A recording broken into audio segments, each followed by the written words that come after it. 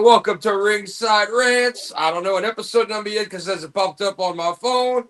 I think you said 81? Okay, 81, episode 81. And you know what day it is? It is mother Friday, and that means we got news. Plus, we're going to cover SmackDown and a little bit of TNA, or for the all of the two people that give a you know what. It's one. We're still 1 minute in, so I'm trying to be nice. How the hell are you doing tonight, gentlemen? I am great. I'm better than great. I'm a little exhausted, but I'm doing good. Get down with the good down, Jay. Yes, sir. Yes, sir. I'm good. As you can see, everybody, we've got a loaded panel tonight. We've got it's the Disastrous Five. The 5 count. Yeah. Five Where's King Kong Bundy when we need him? 5. 4. Wait. What? Yep. Yeah, that is right. Yeah. The Chicago Bears are officially coming to Hammond, Indiana. Yep, the Hammond, Indiana Bears. But basically, Why does that sound like a minor league team? I'm just gonna throw that out there right now. Why does it sound like a minor league team? No, I think they're still going to be called the Chicago Bears. They better keep Chicago because there ain't no marketing behind Hammond, Indiana Bears. Well, yeah. Well, it's where they're putting the stadium. Like I said, where I'm at, I'm in East Chicago, Indiana. Basically, I tell everybody I'm a fart smell away from Chicago. That's how close I am. Not the fart smell. And basically where Hammond's at is like in between. So it's like right on the Illinois border. So shit, they come and drop that stadium in your backyard, bro. That sounds like a good deal for you, bro, for sure. Oh yeah, I'm gonna open up a taco a mobile taco stand, man, in this park right there, make some money. Hey, Karma Bad. Name the 5 most underrated Bears ever. Go. Ooh, that's name the most underrated Bears. 5 most underrated Go. Bears. No particular order. Come on. If you're a Bear fan, you know this. Go. Cutler was one. Okay. And the reason why I say he was underrated is because he did not have an offensive line to protect his ass. He did not. He had to force a lot of balls. Yeah. He was just a gunslinger. Yeah. He did have to force a lot of footballs. Yeah. Okay. Who was Come on. another One. one? 4 more. Rex 4 more. Grossman was another one. Another quarter. Sexy Rexy from. He don't know. Devin, why are you underwater? Why, your mic's messed up. Sexy Rexy from. The Gators. Good job. All right. 3 more. 3 more, Mr. Karma Bad Good. Yeah, that's but getting to my point, another thing. Come on, it's not a trick question. It's not a trick question. Go. Good quarterback, but like I said, no offensive line to back his ass. Okay, come on.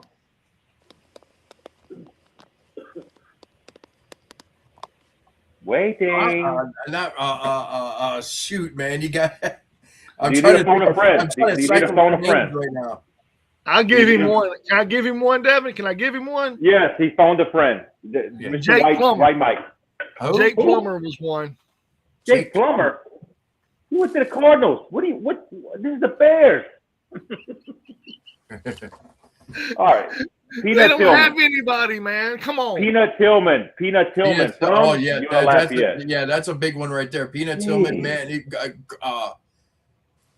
a great player, but man, it was just he was just in a shitty lineup, man. He was. He definitely was. Okay. Another one was oh my God, Robbie Gold, man. We should have never got rid of him. We should have never got rid of him. He was a great, one of the greatest kickers. We should have forked out the money to keep his ass for like a lifetime contract. I understand. One more. One more? Oh shit. Uno más. I can't remember his name, but they used to call him, the nickname was the Big Cat. Ernie Ladd? No. No, not Ernie Ladd. No. Tom Waddle, yeah, that's a good name. Big Cat Musa Williams. Muhammad, yeah, that was Cat Williams. There you go, Big Cat. Accepted. Ding, ding, ding. Ring the bell. Ding, ding, ding. Very good. All right, let's go. Moving on. All right, now that we got that out of the way, a little bit of football for everybody. I think we ought to start off with SmackDown. I didn't watch SmackDown. I watched TNA. Why don't we start with TNA? Because we're starting the show. Let's start, huh? Because he's the popcorn guy. Okay. J-Rod, take us in there, bro. Tell us what happened on SmackDown. Oh man, so I personally was not able to catch SmackDown. I caught main event from the previous night. Let me see if I can bring up a little something here. As far as main event went, that was the previous night. They were actually still on the European tour dates, so Yeah.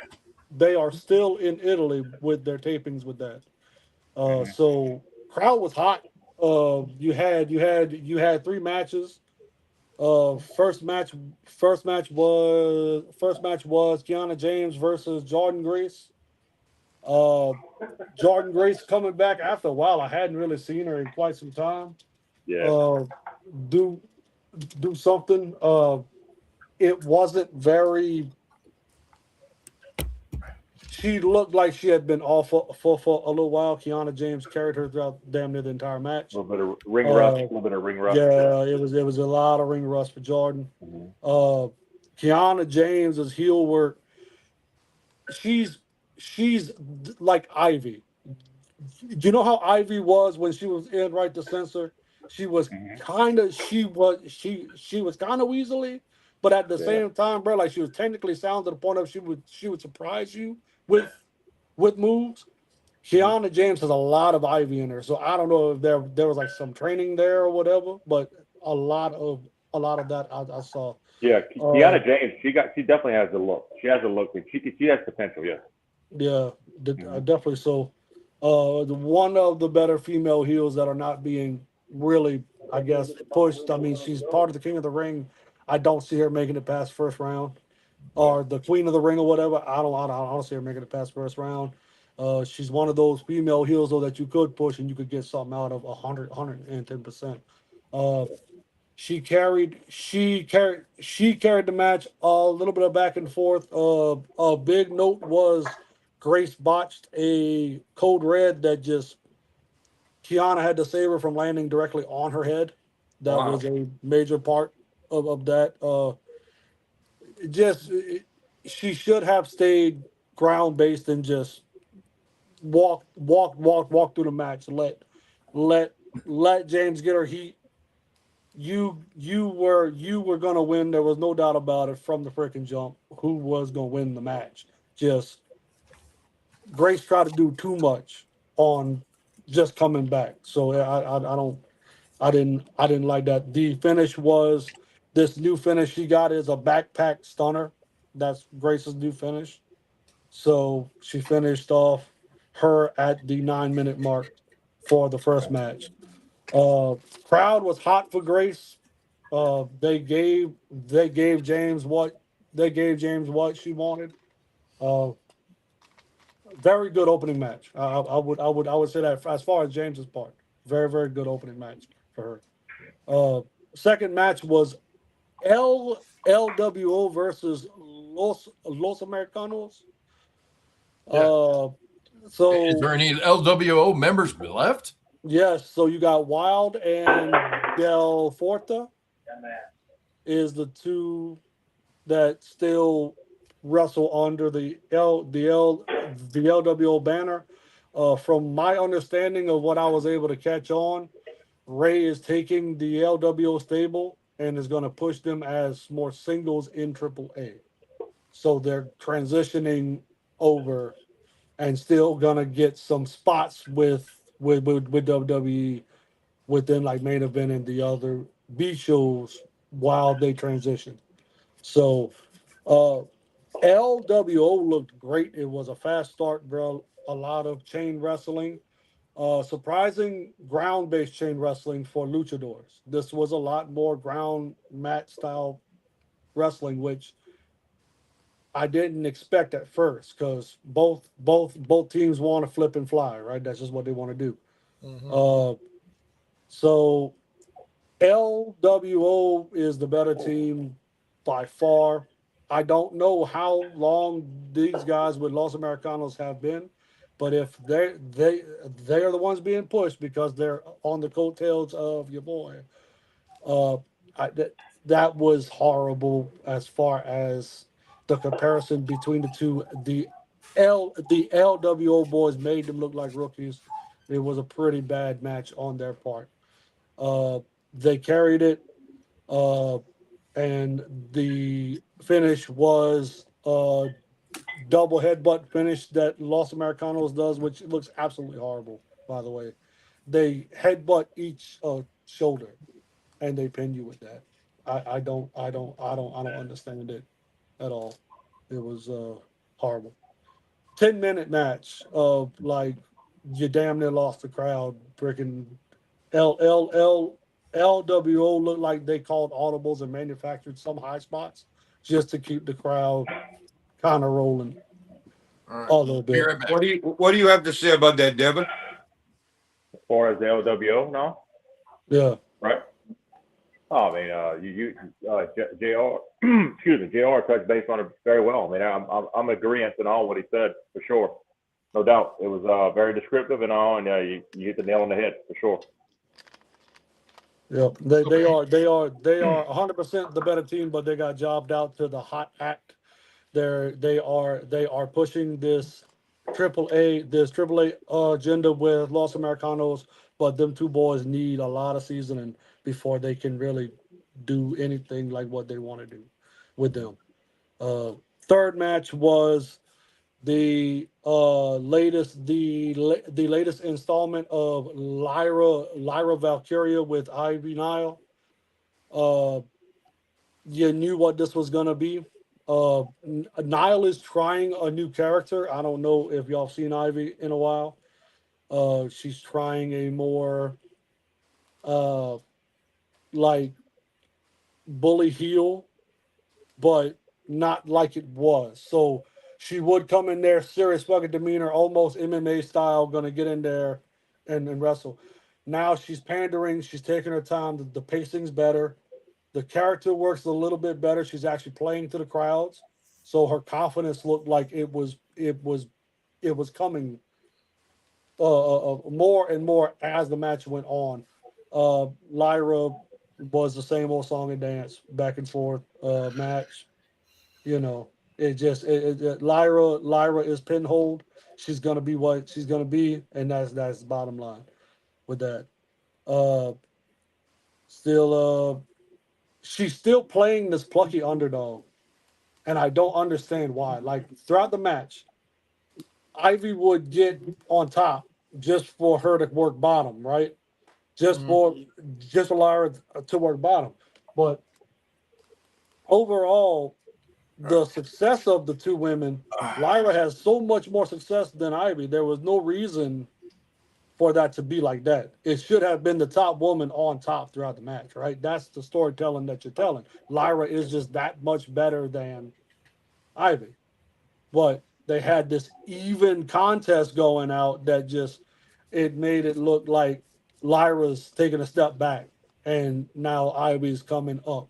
So yay for Ivy, but the match suffered because of that to me. It was laid out in a slow slow back and forth pace. The finish was Lyra's Nightwing. Ran a smooth match because they're both really seasoned gals working. The thing I got from Ivy Nile is she would make, if you could find a way to get her and Jordan Grace together, that would be a hell of a women's tag team to push forward within the tag division. They are both pretty much the same person. Just Jordan's confidence rubbing off on Nile would make her just that much better. So who the hell has the chip bag in the mic? Who's chip bag? Dude, guy. come on, brother. Have some awareness, brother. Jeez. It's not no chip bag, but it's that's bad karma. That's definitely bad karma. Oh dear Jesus! Oh, God. I got my chicken. Like Would to you free. share some, please? Jeez. Jesus. A man So, and his that was chicken. that was the 3 matches from main event. If y'all want to talk about anything that was going on, Well, I think that the tag team of the LWO, that is a missed opportunity for the main card for one, because what I saw, them boys are fucking on it. They are really good at what they do. Their chemistry is fucking solid. So I don't know if just it's so loaded, quote unquote, that they believe that they have all these horses with the tag team division. We're just gonna give them the AAA and just let them do. I guess that's what happened with that. But that's a missed opportunity for them for sure.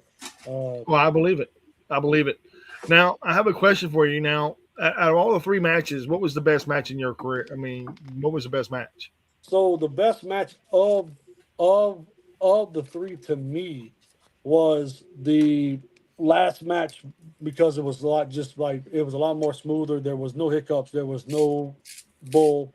Uh, like I said, the LWO Los Americanos had the better action, but Los Americanos phoned that bitch in from the start of the match, and you could tell so. They're all hype up and whatever, but then when the match started, they just L L LWO set the pace. They set up the spots. They took that match over. So it was obvious. It wasn't nothing subtle. So that dropped that match down for me. I got you. Lyra and Ivy's ring work was what made them the best on that card. I got you. I got you. So, what would Yeah. you give it a rating out of 10, J Rod? Uh, as far as just a small sample size, that bitch ran a roller coaster. It started off kind of slow with the Jordan Grace match. Although, like I said, Kiana James heel work is coming on strong. She is gonna be a player within the women's division heel side of things here shortly. It's just gonna be. All right. I would give that 6.5. It wasn't really terrible. It wasn't nothing to write home about. It was that in the middle type I feel. got you. I got you. So it was a little bit better than mediocre. Yeah, correct. I got you. I got you. That's what I'm feeling. I'm For feeling.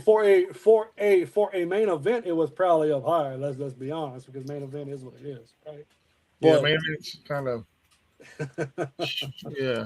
yeah, But well, what I'm so waiting to hear about is the big news out of the show. That's what I'm waiting to hear somebody talk about. Gunther destroying the men's King of the Ring. that happened on SmackDown. That didn't happen on main event. right. Oh, So you're talking about main event. Okay, I didn't. right. We can Yeah, I we didn't see. can I thought we were talking about SmackDown. no we can. SmackDown happened today. I do have the card as well. I did bring up the card. No one watched it. There was 1, 2, 3, 4, 5, 6 matches. Wow. Huh. Here, For let's 2 see. hours? Let's see. Yeah. Okay. Or All did right, it go to so full I 3? did watch some of this. So I didn't know rather the thing that I caught on YouTube was like recent or if it was like a past one, because it's just kind of like messed up overseas YouTube guy that puts it on. Yeah. So I did see the competition between Cody and Gunther at the beginning. That's where it all started. You had Sami Zayn come in. To stick his nose in saying that Gunther had his shot. This the time that me and you have the match that we have been wanting to have, and he's talking to Cody. So Sammy was trying to set up him and Cody for the next title shot. Uh, Gunther had Gunther had words to say about that, but you could tell Sammy's he's leaning into that little heel persona that he had here not long ago. He's starting to dip a little bit. He's starting to wane on that babyface stuff. So I don't think you can make Sammy a tweener. It's got to be either one or the other. But he was like, "Why not me? Why not me? This is my time." This and that, da da da. So it was more like, "Screw everything else. This is me." So uh that was that. Unlike the last time that Sammy walked away, though, whenever Gunther jumped Cody from behind at the end of the segment, Sammy did help. But it was not. Honestly, I don't think it was to help Cody. It was just to get his hands on Gunther that had made some comments about him. Yeah, So it was obvious kind of thing. All right, and we need to jump to our fitness specialist reporter down there, Dev. We need a report on Sami Zayn, bro. How's he doing body wise, bro? Like a bag of potatoes. Terrible. I tell you, he just a hairy bag of potatoes. Oh, bro, but look, CM Punk's looking like $1 million, but he's been resting. He's been recharging the batteries, which is great. But yeah, Sami Zayn needs to take notes of CM Punk, Mr. Straight Edge, and just get more time in the gym and focus on his diet. But yeah, that's a whole other story. But yeah, continue on. Yeah. And that's your report from our head physical specimen correspondent. For real. That's our monster down there. Yeah. All personal Obafemi. Devin. All right. So how did SmackDown start off? Because it said none of us seen it. So that was the start. Was the opening segment with Gunther coming out, and he started to wreck the announce tables around ringside. That was how it started. They were starting to talk about it. Gunther comes out of nowhere. I guess he was out of the crowd, whatever. Started wrecking the announcer table. He grabs a mic. He starts saying that he was cheated at Clash in Italy, which obviously he was. The finish was what it was. You gotta beat Gunther without beating him, you know. So he had his foot out of the ring. Yes. So everybody knows that it should have not had gone. The pinfall should not have gone down. Cody came out and he acknowledged that the fall shouldn't have counted. So that's whenever they started talking about a rematch possibly in the works, and that's when Sammy's music hit. And Sammy stuck his nose in it. So all right. So then they brawl out and everything. So yeah, you can tell they're setting up for a triple threat. That's exactly what they're setting up for. Yeah. And then I wouldn't be surprised if this just is a way to get Gunther off of Cody right now, because Cody's got to move on to something else. Yeah. So this I did know what happened after that. They went backstage after that, and then Chad Gable's standing there, and he just stares intently into Sami Zayn. They just stare at each other, and then he runs into Nick Aldis. Yeah. And then later on that night, Gable personally apologized to Ray Phoenix and said he was sorry for making a mockery of Lucha Libre. Phoenix accepted the apology, but said there's more Gable has to be apologized for, like more luchadors and not just him. Right. So yeah, that happened. Okay. But Chad Gable is the star of the night, in my personal opinion, because you have him go do that 5-star match over in freaking Monterey, and then you have him come over here and do this. And they said the crowd popped so loud for this man. Because we're getting back Chad Gable. We're getting back Chad Gable. And that was back Shorty G, baby. Yeah, well, I think they're finally gonna let him be non gimmick. Like this is Chad Gable. He needs to get a slew of wins and not keep, because he deserves it, man. He's a guy. I mean, if not the most technically sound guy they have right now. And also one of the best tans in the business, no bar none. His tan is Hogan F. Mr. Jordan Craig. You heard it here first. This is where the well, you got Matt Cardona, man. You got to put Matt Cardona in the card. Cardona's up there, definitely. But with Mr. Gable, aka Shorty G, aka Matt Lucha Libre, he not only is he dedicated to the gym, he's also dedicated to his tan. Crucial. Yeah. And Chad Gable is probably one of the most underrated people of all time. And now is his chance to prove everybody wrong, which I've been in his corner the whole entire time. Everyone that wrestles him and everyone backstage even credits is like the best wrestler that we got is Chad Gable. Yeah. You cannot discredit the dude's Prowess, man. within He's good. baseball. To steal a sport thing from my boy D down here, he is a true 5-tool player. Yeah. Chad Gable is a 5-tool. He just don't have. He's not a tall guy, but he doesn't let that. Yeah. Everything I else was is getting got. ready to mention that what Josh just said. So I'm going to put the question to all of y'all. I'm not saying he will be. Could we see, or could Chad Gable fall into the modern day position of a Daniel Bryan?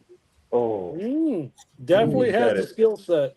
I He don't said it. know if this persona would have to catch fire like fuck. This Yeah. persona would have to do it. Yeah. This is his last time, man. Yes. This is his Yes. last time they're going to give Yes. him this opportunity. Yep. And I'm going to say this, and I'm going to put it like this. It ain't his fault if they fuck up. Mhm. Right. No. Right. So the big question is, does Chad Gable become Daniel Bryan, or does he stay at the level of 1, 2, 3 Kid, Sean Waltman, X Pac, and be the measuring stick to get everybody? If you can't have a good match with Chad Gable, you're out of here. I think he's better than that. I No, honestly yeah. Chad Gable to me is now, after that match he had with El Grande Americano, after that one match, he solidified himself as A wrestler. I'm better than most men on any given day, and I am better than 99.9% of the roster all the time. Okay, but what if he becomes the Sean Waltman of modern day No, man, WWE? he's better than that. I'm not comparing. I'm saying I could see him becoming that more than Daniel Bryan. What if he gets stuck in that position, just like the Miz is the talk angle guy to get everybody over in the company in modern day? If anyone who is the Sean Waltman, it's the Miz.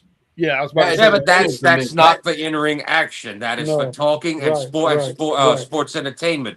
The pro wrestling side of things, I think Chad Gable might be that guy. If you're gonna get through the door, or they need somebody to put somebody over, I think that's what Chad Gable's gonna. I really think he should have.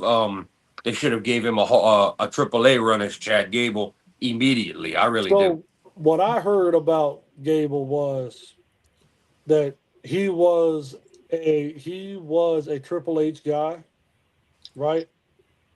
Vince didn't have anything for him when they put him in the Shorty G shit. Didn't have nothing for him. Chad was on his way out.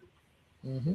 Yeah. And then Triple H talked him in, laying out this timeline basically of, you do this and this for me, and then I'll get you on the back end. And I think now we're seeing that back end start to come forward now. Yeah. Is what it is. So with him being a Triple H guy, he's going to get pushed. He's going to be more seriously taken here in a bit. Yeah, I believe that he's going to be fine, but I don't think he's a Sean Waltman. The Sean Waltman right now, in my personal opinion, is on Raw, and that's Penta. Yeah. Well, I think Penta's filling a role right now. Mm-hmm. Is what it is. Because Penta you can't put in a box. You really can't. Nope. Like, he is, without a shadow of a doubt, the best talent, bar none talent they have right now sitting. They did have Mr. Liquid Death. They did have Shinsuke Nakamura that was at one time that guy. But then you squandered him. So I think they learned their lesson from Shinsuke, because you were sitting on something that you didn't know how to handle. Mike, would you rather I call Chad Gable the Natalia of the men's division? Would you rather that? God no, man. God no. Chad is not in a box right now.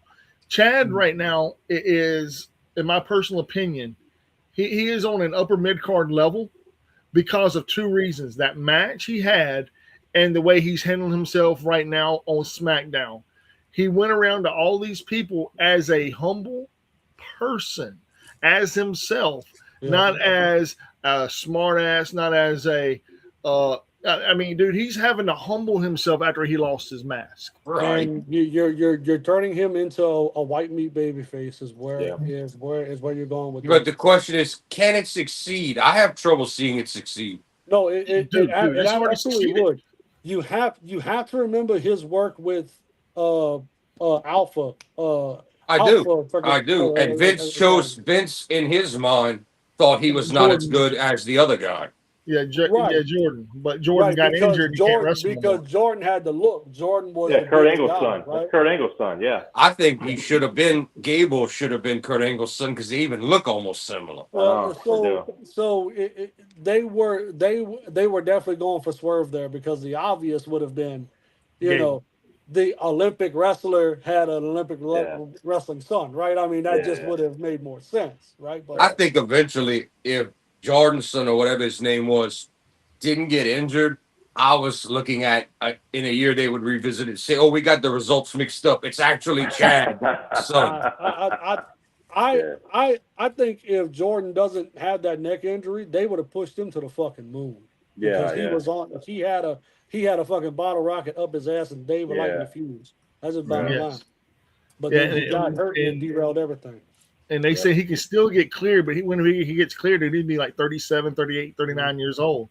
Yeah, and what are you going to do with a 39-year-old Jordan who hasn't been in the ring for over 12 years? He's a lot better in what he's doing now for sure. Right. I agree. I totally agree. Yeah. I love Jordan. I think Jordan. When I met Jordan and Gable at the same time at an NXT show when they were both working for the Black and Gold era, they were both over. That was when they were fictionally. They were actually wrestling FTR at the time. Right. And dude, they put on a banger in Gainesville. I'm talking about a banger. I remember the Alpha Academy, right? Yeah. The real Alpha Academy. Yeah, right. The original. Man, Jordan, for his size, bro, he could fucking do everything, bro. Anything you ask that young man to do, he could do it. Shelton Benjamin, a light-skinned Shelton Benjamin. Yes. Like just a wider Sheldon, right? That was about it, right? Yeah. So I mean, I watched him do a Swanton 450 from the top rope. Swanton 450. Oh yay. And I was like, when I seen that, I stood up and I went, yeah. Right. And you wonder why he has a neck injury now. Oh well. Well, I mean, that was phenomenal, man. You don't see stuff like that from a 6'6" tall dude. You just don't. No. Rather that than a coffin drop by you know who. By the bones, the broomstick. We'll get to that in a minute. Right. But as far as Chad Gable goes, to me, I don't see him being a measuring stick. I don't see him being put in a box. I see him as I know he's not going to grasp that title run because they don't claim him to be, but I really think he should. Not just taste it. If you give it to him for 30 minutes, if you give it to him for an hour on a pay-per-view or something of that nature and you snatch it from him, you've solidified him as a world champion. And he deserves that, in my opinion. This character that he's playing right now, he is primed to be the workhorse of the division. Oh, 100%. He's up for mid card. That's why, but what you just said, the workhorse of the division, that's why I'm thinking if he doesn't get over with the American crowd or stay over, or they don't have good creative for him, that's where he's going to be saddled. So I'm going to be what is going to be Jordan is going to be hot real fast, right? It's going to be hot real fast. That's dangerous. Right. Yeah. And then it's going to be up to Chad Gable. Can he get that motherfucker to plane off or not? I agree with you. I agree. That's the whole thing's going to come down to his opportunities and creative. But I'm going to be the guy that's going to be. I'm going to keep it in back of my head. It might not work like everybody's hoping. I am pulling so hard that they make him because Triple H was there. Okay, they make him 98 angle and just let him go. That's my hope. Yeah. Well, look, he deserves to be world champ like Eddie Guerrero deserved to be world champ back in whatever. Thank you. That's what he really deserves, and then we know that. You know what I'm saying? Hey, since there's 5 of us here, and it can't be a 3-on-1 or 2-on-1 situation. Raise your hand if you believe that Chad Gable will be world champion. I think you will. Yeah, he will. He will. Oh yeah. Yeah. And Ray. The top title. Yeah. Yeah. That's why I asked you, Daniel Bryan or X-Pac. That's why I asked. So yeah. I would say it would have to be Cody. If It has to be Cody. Take one, it would have to be It has to be Cody. It has to be it has to be the WWE undisputed title. Right. It has to be that one. My hot take and my prediction is, after a couple weeks of this, it doesn't get over that great with the American fans. They send him back down to AAA. Oh no! Okay. Oh He wants to be man! in AAA. Look! They're going to do a run in AAA. If he goes back to AAA, that's his fucking world title waiting. Y'all do realize he will. That's his fucking world title. He's still going to be fighting in AAA because he told everybody in the match, "I will be back." Yeah. But it just depends. Like I said, he's going to be on that rocket ship, right? Because this character will build and take off. Okay. Mm-hmm. If he can't plane off, the quick divot would be AAA. Yes. And then you put him on the top of the mountain in the AAA, and you let them boys that can keep up with him try to go get that. You know. Yeah, I'm still interested. I'm still interested to see some U.S. towns and cities, their reaction to Chad Gable, because we know he's over in Mexico. I don't know if he's over with everybody here right now. Even with the match and the story, and we all know we liked it. I just don't. I need to wait and see what the U.S. cities are how they're gonna treat Chad Gable. That pop he got from backstage, bro, was organic. That was real. That's good. But it was also we were over there in Italy, right? No. Yeah. This today they were in Italy. Yes. Yeah, this was in Italy. But the thing is, and that happened in Mexico, and this was in Italy. So they seen that match, and they were like, boom. Yeah. That's what I'm talking about. I like the idea of that. Now, I'm gonna just say with Italy crowd though, they've been hot, bro, since Jump Street. They are a great. They have good, but you always get great. The big soccer football fans are always great. Crowd reaction, and we lack that in a lot of the U.S. and in a lot of states that aren't Chicago or a hot New York crowd. I mean, we lack that a lot. We're almost dead last when it comes to good crowd response, unless it's a sicko match with like a bunch of high spots or some crazy angle. You know, all the the other countries, they all they're singing, they're dancing, they're being a part of the live show, and I think we need more of that. But you also got to give them something worthy over here. Got to quit coasting Raw and SmackDown. Well, that's exactly they coasted over there. They gave them a coast. Yes, Mike. They coasted, but that crowd you could have threw on a shit show, and they're gonna make the show better. They're gonna get into it, just like we gave TNA hell when we went. They're gonna cheer. They're gonna make fun. I had a blast at TNA. That was fun. But Italy, you could have gave Italy the worst show of all time, and they would have still found reasons to pop. Why? Because they're there to be they paid their ticket, they're excited, they're there to be a part of the fucking show. That I agree with everything you said, but that's important, and we need more of that here. Yeah.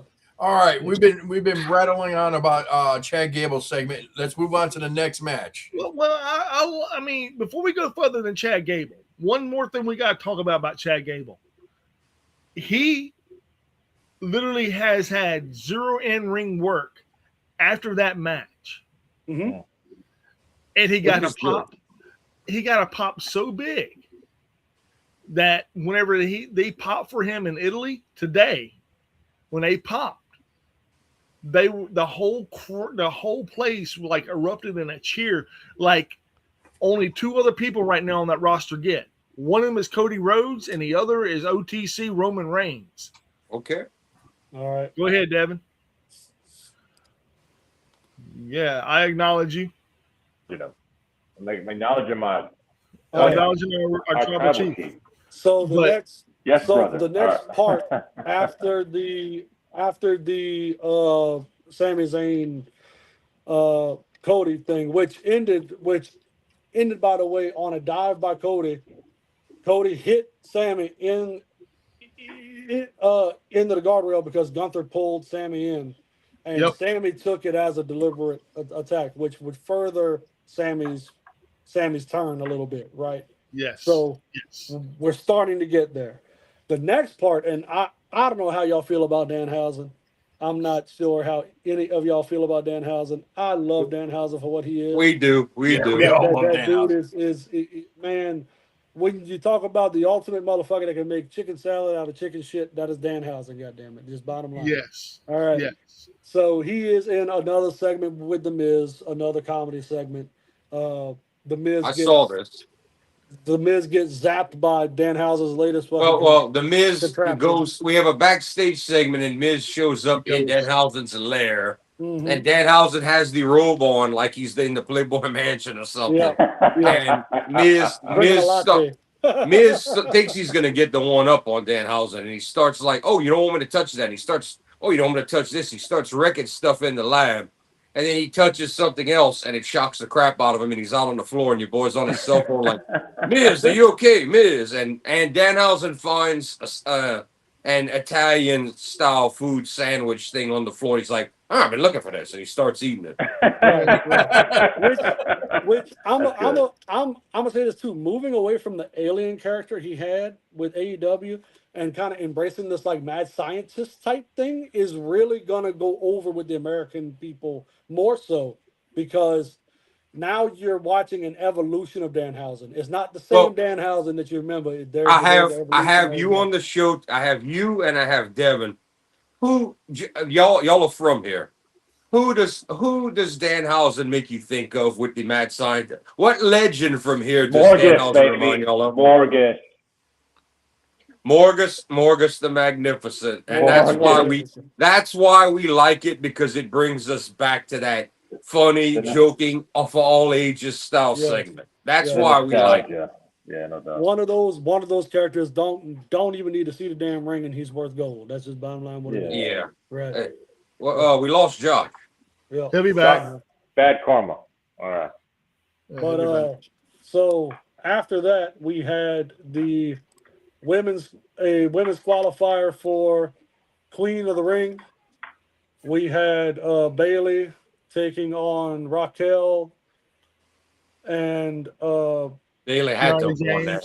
James. so you got your main girl from Bad Influence, Fatal Influence. JC James. Josh Bad Karma says his computer restarted on him. Oh Yeah. no. Yeah, he'll be back. So you had Bailey, the main gal from Fatal Influence. JC James. Yeah. You had Kiana James. Yeah. Kiana James, which I thought they would have let shine a little bit brighter in this, but she played her little part, and then I hate that because it's just what it's gonna be. But we end up having a pretty good match. You end up having a little bit of dissension between Julia and James. Yeah, JC and Kiana. Yeah. Yeah, no. Kiana and who it is? Julia's with her. I think Julia's with her. Yeah, Julia. Yeah, Julia's with it. So Julia and James had a little misunderstanding that's starting to bubble into something. I think they're gonna might point at Julia possibly turning face, and it's starting to bubble there a little bit. So you got a lot of turns coming up here shortly. It's just gonna be at what time they decide to freaking hit the switch on them. Bailey ends up getting the upper hand just for Raquel to come in. Tejana Bomb 1, 2, 3. Raquel's moving forward. Oh wow! Okay, so Bailey takes the L and does the job here. Yeah. All right, I'm back. Karma. Good of karma to be back. All right, yeah, I don't know.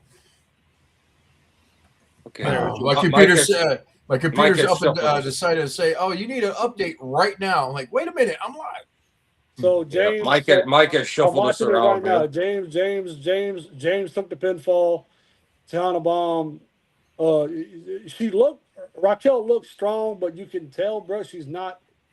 There's something there, bro. She's not at 100%. I don't know where they're going with this. Besides, she might be a first round knockout within the Queen of the Ring. You might end up second round. Second round, excuse me. So you might end up maybe pairing her with another strong female and just letting her go. She was slower than usual and kind of boxy with what she was doing. Have you noticed though, J Rod, whenever she's wrestling, if it's more than 2 people, she don't know what the fuck she's doing. No, she's laying back. She is definitely a laid back, gonna get some strong spots in, fall back. Get some strong spots in, fall back. That. However she was trained or whatever her freaking psychology is with being a big woman or whatever, it's you can play that big woman role. That's fine. But in a match like this, where you got 3 very much smaller gals that's in the match with you, you should have been absolutely dominant, but you wasn't. So that's why I'm saying I don't really know what's going on with it. It seemed like she might be favoring something and just ain't showing. But To me, she's not good. She's never been not good. as good as I, what I she don't could be. I don't I agree with Mike. To me, she doesn't stand out. I don't think she has it charisma wise, or she's that great in the ring. No, You she's know who she reminds me of? Which You know who she reminds? We're talking about Raquel Gonzalez or whatever her name is. Rodriguez. Raquel Rodriguez. Yeah, Rodriguez. Rodriguez. Let it roll off the tongue, Y'all know who she bro. reminds me of? Y'all gonna love it. Y'all ready? Say it. Baron Corbin. Oh, man. Oh, Wow. That's pretty good. Pretty accurate, man. That's a pretty hard dick punch right there. yeah, but it 100% finds suit because she is just size. She is. That's what she is. That's a In-ring Rick. work is gonna be what it's gonna be. That's And you can't even. She's not even playing off like, all right, well, I'm the biggest gal here. Let me get in some severe strong spots and just dominate. And then whoops, something happened and they got the better of me. So let me go down and powder for a bit. Come back and do it again. No, she's like a brief, and then she's gone. And it's like, what the fuck? What happened to Raquel? And then she just pops back up in the middle of the match. Like, She's trash. People, I've heard people say that she's working on her heel work. That's bullshit. She just can't go like that. She can't. She just can't go. So Mike, you're giving her the Scott Steiner. She's trash. I would love to say that. You know what? I would give her the Scott Steiner trash emoji, man. But in all honesty, and this is me being for real,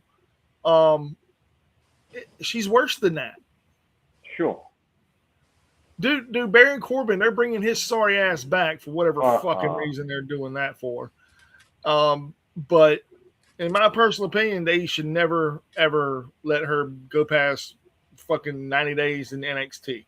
Yeah, I was going to say she probably should have never got out of NXT to start with. No, she shouldn't have. Now, Roxanne Perez, yes. So the only reason you got her out was because you needed a big body to fight Rhea. That was the only reason they took her out of NXT. If Rhea wouldn't have needed somebody, you would have left her right there sitting.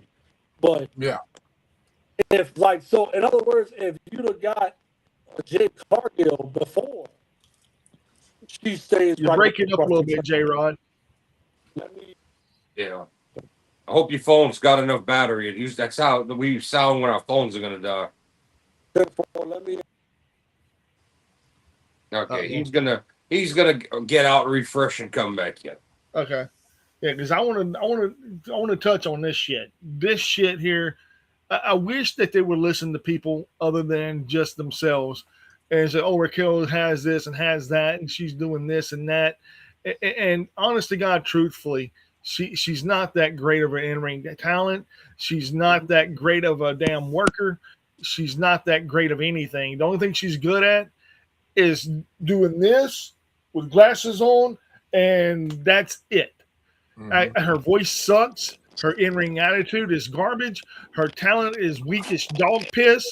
I'm talking the hardest string a dog can piss. That's as much as she can go. Her body slams look like shit. Her leg drops look like shit. Her back body drops look like shit. Everything she does looks like complete dog shit. Man. Tell us how you really feel, Mr. White Mike. So Mike, in other words, Chris Jericho will tell her to watch it. Yeah, for real. Okay. It's all shit. All right. We should be back. Yeah, you're back, brother. What? Now, and that's just my personal opinion. And I called Baron Corbin's bullshit ass 6-7 months before they were even like, talking about getting rid of him. They should have gotten rid of his ass before they even put him up on the fucking card. We have talked about this before, but now that we have Josh, J-Rod, and Devin on here, none of us here are Baron Corbin fans, right? Fuck no. Nobody All likes right. that piece of Well, garbage. Mike. All right, we know we all hate Baron Corbin, but we want to make sure everybody hates Baron Corbin equally. Equality here. I We don't all think hate there's Baron Corbin equally. Dude, I think the guy as a human being is a great person. His fucking character is shit. It's His always in-ring- been shit. His in-ring work ain't nothing to call home about either. So He look, doesn't Like I have. said, have him y'all running- been watching him in MLW or no? Oh, dude, he got destroyed by Hammerstone. Hallelujah. Let's go, baby. Oh yeah, saw- Hammerstone I destroyed saw his ass. a match. Well, I saw a segment with him and Dijak, right? And you have Donovan Dijak carrying him on everything. That is saying fucking something, bro. And there ain't nothing against Dijak, but it ain't fucking good, dog. If you You want was- to finish saying something about it, let's not forget that Corbin got a match in AEW, and Tony Khan's like, "Nah, we don't need you, bro." Right. That's sad, bro. That's the truth. Where's our truth when I need him? Tell him, bro. R-Truth had a conversation with the War Raiders on SmackDown as well.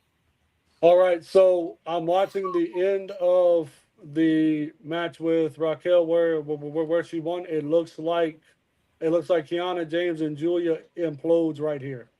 Mm-hmm. So, Yeah, they break up right there. Yeah, so we might have that Julia face turn now. So They need to do something. The woman that's been left out in the cold and they're doing nothing with that deserves it the most, that has the talent to go on the WWE side of things, is Julia. mm-hmm. Oh, Big 100%.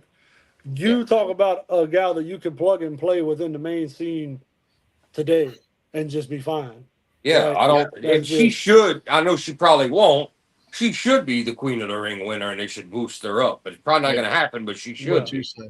Well, yeah. What you Well, she lost the first round, so Yeah, but that shows you how much they don't give a fuck about it. and it, Well, and also- it was stupid too because it was like she's half Italian and it's like they're in Italy. I'm like, really? They're not. Yeah, they don't. They're not. Yeah, you. I You'd be think like, that's why. I think that's probably why the face turn happened here. It was a little rushed to me because there was some miscues, but there wasn't a lot of build up to this. Yeah, It was wasn't. just like Well, this to me screams hometown booking. Let's fucking turn Julia right here and get a fucking big pop from the home crowd. That's just. You know what I feel like. honestly believe about Julia? Y'all are fixing to hate me. She is the Nakamura of the women's division. the way WWE treats her and the way Yes. WWE has and the way Nakamura's been treating WWE. Yes, if not worse. Yeah. Mhm. Yeah. Yes. Here goes a title we don't care about. You can use it until we find somebody else that can have it. Yep. Straight up. Oh, wait a minute. Tyler's mad. Tyler's mad. What's up, Tyler? What you upset Stop, about, bro? stop the show. Tyler's mad. Tyler's upset. What you mad about, bro? I can't see what he said yet, but He says I'm mad. That's all he says. I'm mad. I get it. He must be some woman he was pulling for must have got knocked out.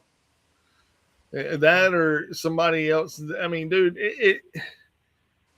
I'm gonna say it, man. SmackDown was shit tonight. It was real shit. That was the best match on the card, and that was shit too. What about the Ricky Stanks Carmelo Hayes match, bro?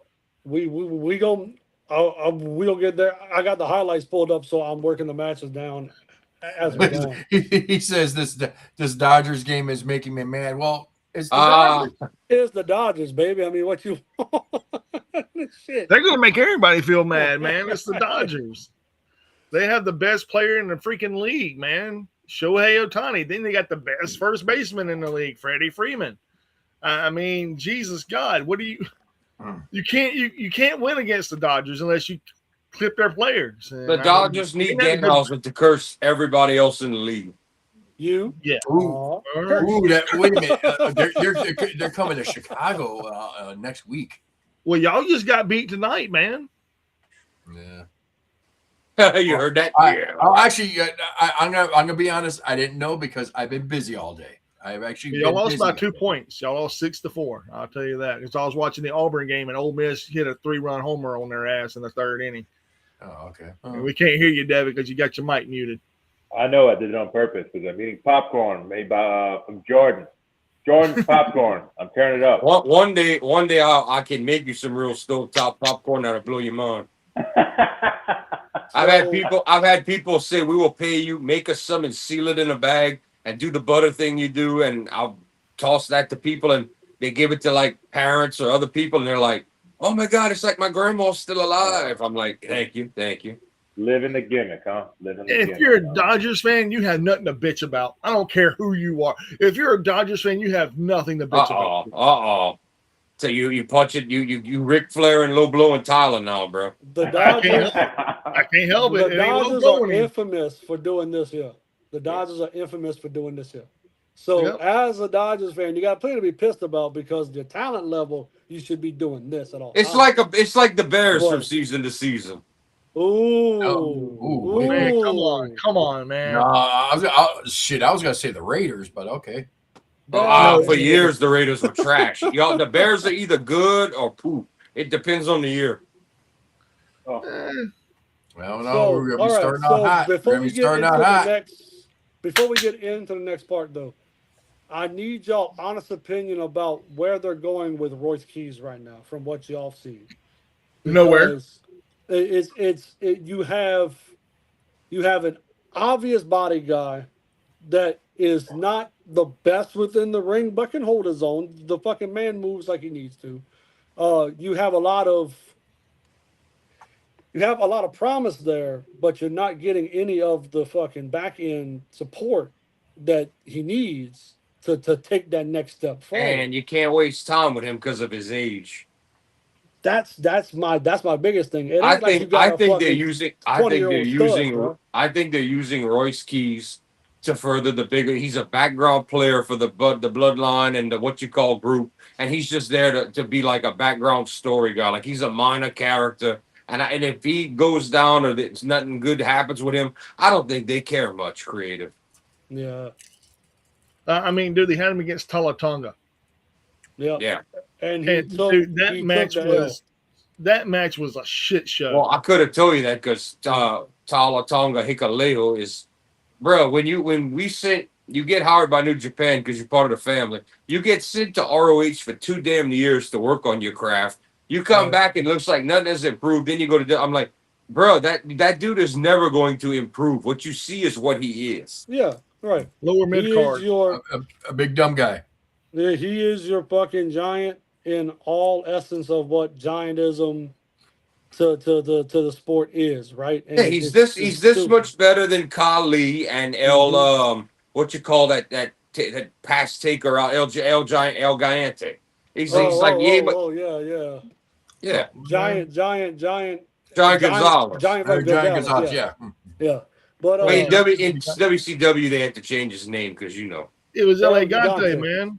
Elegante. Yeah. Elegante was amazing. I loved Elegante. I hated him when he had to wear that stupid body uniform. Know what Vince was thinking on that body uniform, yeah. Oh yeah. No. But with the hair on it, the fake hair. You see here after the loss, bro, fucking Truth comes in to try to make the save from the beatdown. Damien pulls Truth off and brings him to the back. So you have Royce now. He got left in the middle of the ring to take a beating. They're still trying to recruit him. I think you're gonna have him join and a swerve coming soon where he has a match with Solo. And that might be the closest payoff thing that he's got coming up here in the next little bit.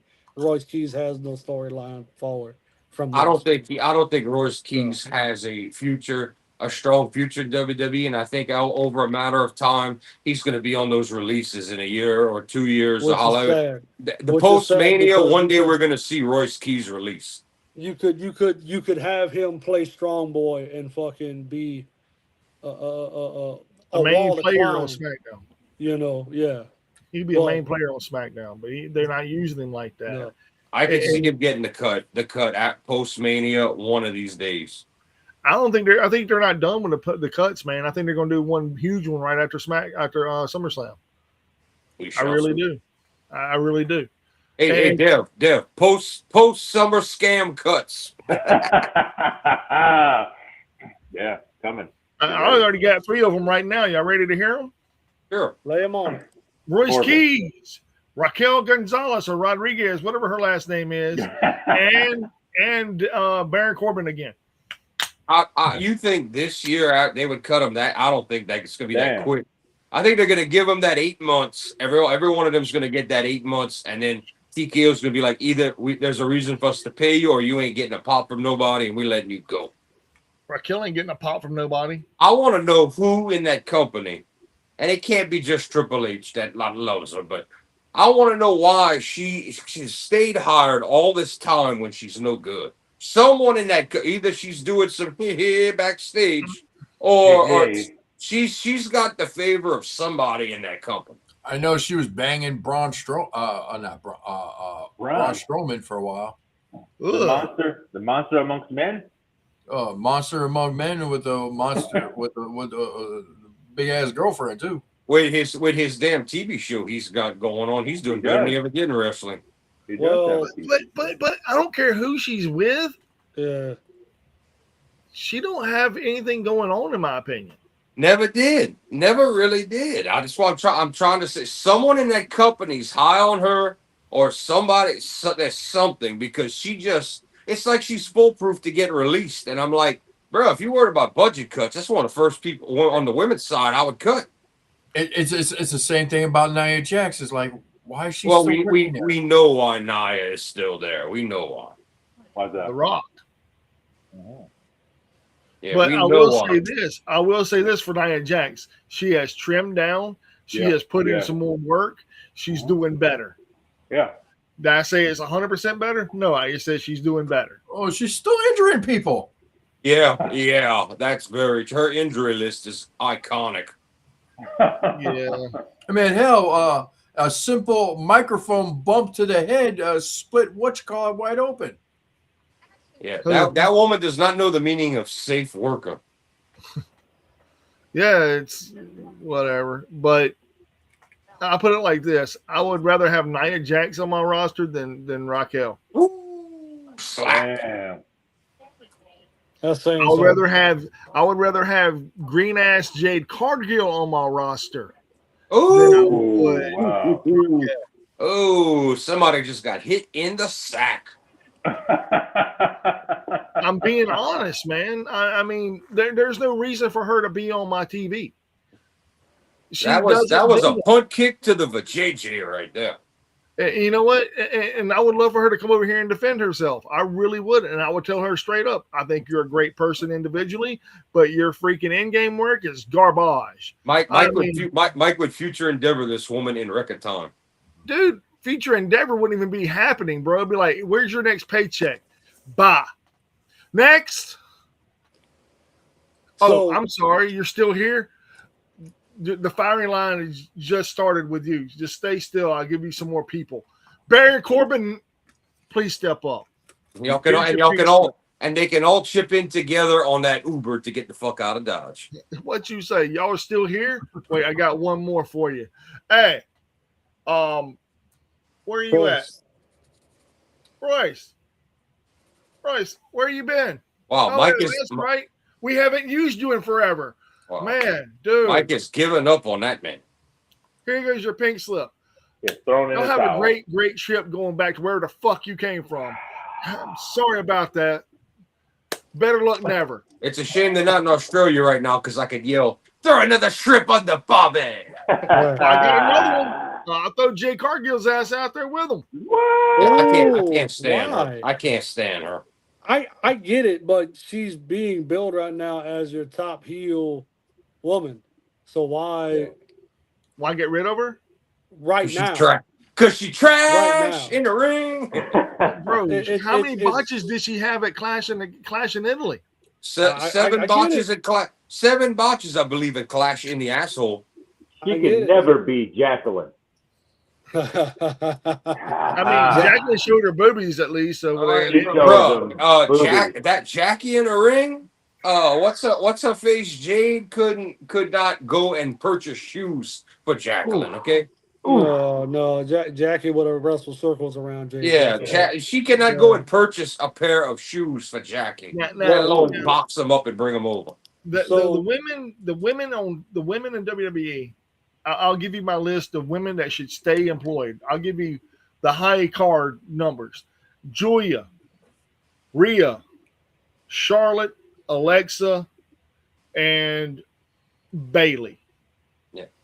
The rest of them can go kick rocks. It really looks like they are making Bailey the of the women's Bailey's division. leaving, dude. Bailey's done. Everybody knows she's leaving.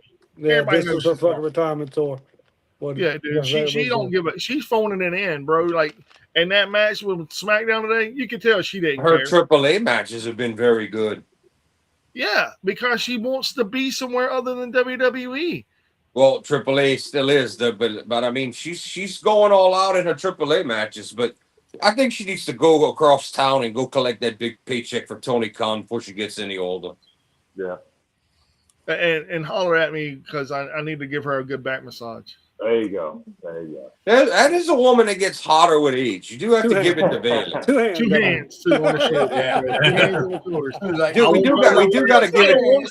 I don't want to be stretched out, bro. I don't want to be stretched out by Bailey. I'll keep it completely 100 with her. Yes, you do. Yes, you do. Yes, you do. Don't lie. I'll take Bailey and tell her we're doing. I'll take Bailey and tell her we're doing the full 60-minute Broadway gal in my bed.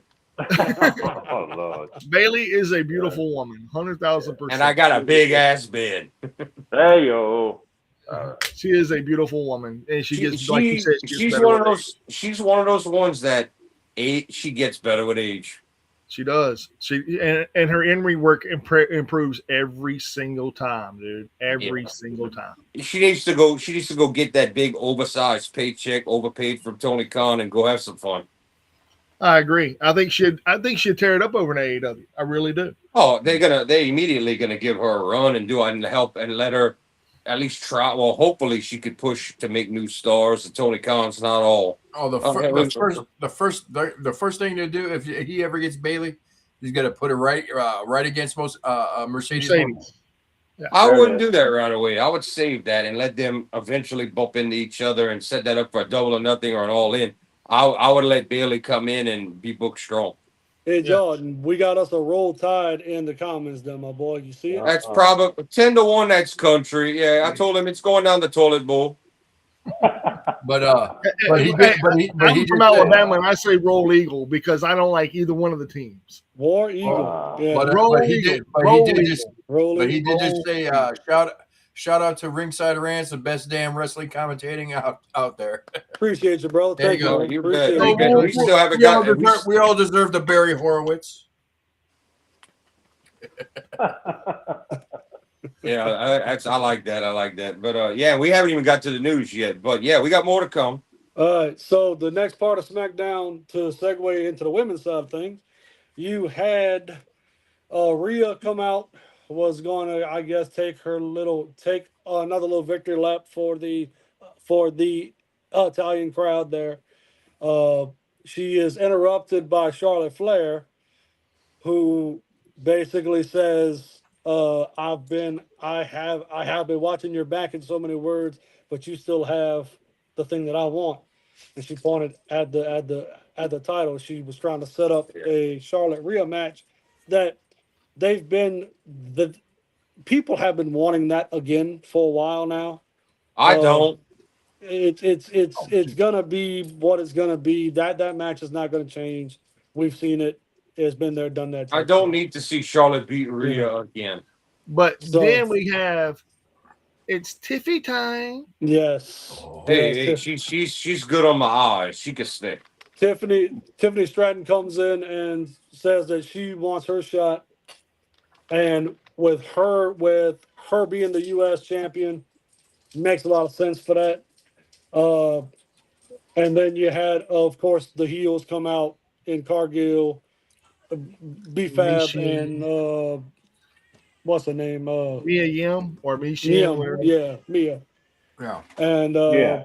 we M-word. have a impromptu Tag team. three women's Six-woman tag tag. match, and you have Stratton taking the pinfall by Jade Cargill's Jaded. So you have Cargill picking up a win over the U.S. title holder in a mean nothing match. That's pretty bad fucking booking. I'm gonna just lay that out like that. But That's let's hope. Let's probably hope when Jade goes fight her that Jade eats the L.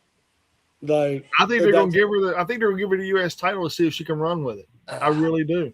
And I'm Could gonna tell be. you why I believe they're gonna try this, and this is the God's honest truth, because she couldn't hack it with the woman's title, the main title. Maybe she can hack it with a mid-card title.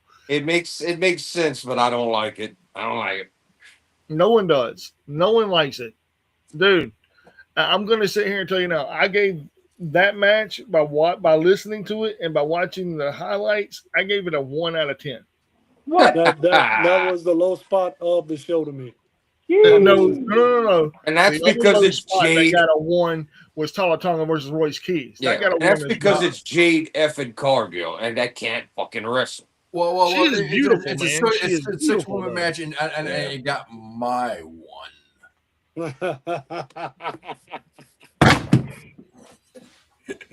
Well, I'll tell you what. I'll just to piss Mike off. I'll give it a 2, but it's 2 of these, motherfucker. 2 of these to that. 2 of these to Jade Cargill. And no, I don't You want better to. watch I don't it. want to bang you. Jade might fuck around and show you ass 3. You better watch it. Put that comment up, Bruh, Mike. Jade Put that Cargill comment is up, so. Mike. Jade Cargill is so not worth my time. She gets a shot. Mike, put that Yes. comment up. Yeah, well, so I mean, so if you are setting up her This one? and No, Stratton, the next one. the next part, Jade Cargill is a modern day Ultimate Warrior. Whoa. He's right, and she's worse because at least Warrior did 2% more. That's a hot take. That's a sizzling hot take. I don't know if it's a hot take as much as it makes a lot of sense. I It just think does she's make worse. sense. It does. I think It does she's make sense, worse though. than what the only woman wrestler I know that's better than or worse than Jade Cargill that I know was that fucking Eva Marie bitch that looked great. Oh, Couldn't- man. could not Oh, even every take, yeah. time could I not look even at hit the ropes. Cargill, every time I look at Cargill, I think to myself, Triple H saw a black version of China.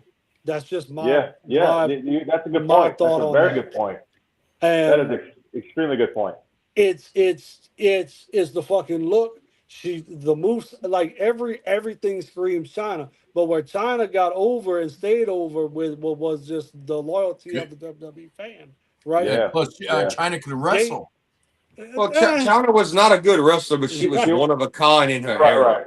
Right. That's correct. right. So now you have this bigger, because Jade's bigger, more cut. She look like $1 million. Well, Yeah. well, wait. What is Triple H? A body person. 100%, and that's Yeah. what I'm saying. He looked at Jade and saw a black version of China, and that's fine. But if you're gonna push her within that manner, she has to have the substance to back up all that ass Yeah. she's carrying. The You know what I problem was they pulled an impulse buy when they took her from Yeah. from AEW, and they didn't realize, oh shit, we bought Goldberg 0.5. That's what happened there. And then they took her off. They tried to retrain her. They tried to work on her. We got shit on a stick. They pull her out of her tag feud again. They try work. We get crap on the carpet. It just doesn't end. It doesn't fucking end. I thought she really was going to improve, but what you see is what you get. You know, it's like you can't teach an old dog new tricks, but like, God damn it, she looks the part. It's special because no other woman looks like that. But it's like she should be running roughshod over your whole goddamn division is what she should be doing. She ain't got the damn talent to barely get through the ropes. And that's the sad part. Our mouthpiece is not believable at all. It's not believable at all. It's like, God damn, just put it together, woman. You're blessed with God-given looks. Right. And sex appeal like no other. And it's not connected, man. And like you gave it a chance, you give it opportunities, and like it's not it. It sucks, but it's not it. Yeah. You know who did have it, and they did the same thing to her, but she could wrestle in her own way, and that was Beth Phoenix. 100%. Ooh. 100%. Yeah, that's right. Beth to me is the best big woman since Bull friggin' Nakano. Since her, Beth was the best big woman to come down the pipe. No I agree. no love for ODB, Josh. None. No. None. Brawling style, bro. She was a one trick pony. I'm not no. No love for Awesome Kong. Now that's different. That's a different woman. That That's a Awesome totally Kong is different different. woman, bro. Yeah, It's a big Whole woman. different beast. So, but you got big women, and then you got ones that ascend to that giant status. She was a A giant woman. giant. Yes. So Awesome Kong Not that she was ever the best in the ring, but Aja Kong is a Japanese lady. I mean, today when Tony Khan put her on TV, she can't barely move anymore. We get that. She Right. shouldn't be in the ring. But in her day, Aja Kong, was superstar. But Aja Kong knew her strengths, and she never deviated. She never deviated. I Never. feel like that about ODB being the brawler. She's not a great wrestler, but Yeah. she knows what she needs to do, and she does the wild character and Play to your strengths. If we are talking wrestlers, ODB and Aja Kong run circles around fucking Jade Cargill right now. Oh yeah, yeah, Yes. yeah. But as far as the upside should be Jade Cargill all the fucking way because of what she looks and everything else. The key word you said is should be upside, but it's just not panning out. That's just bottom line what's going on.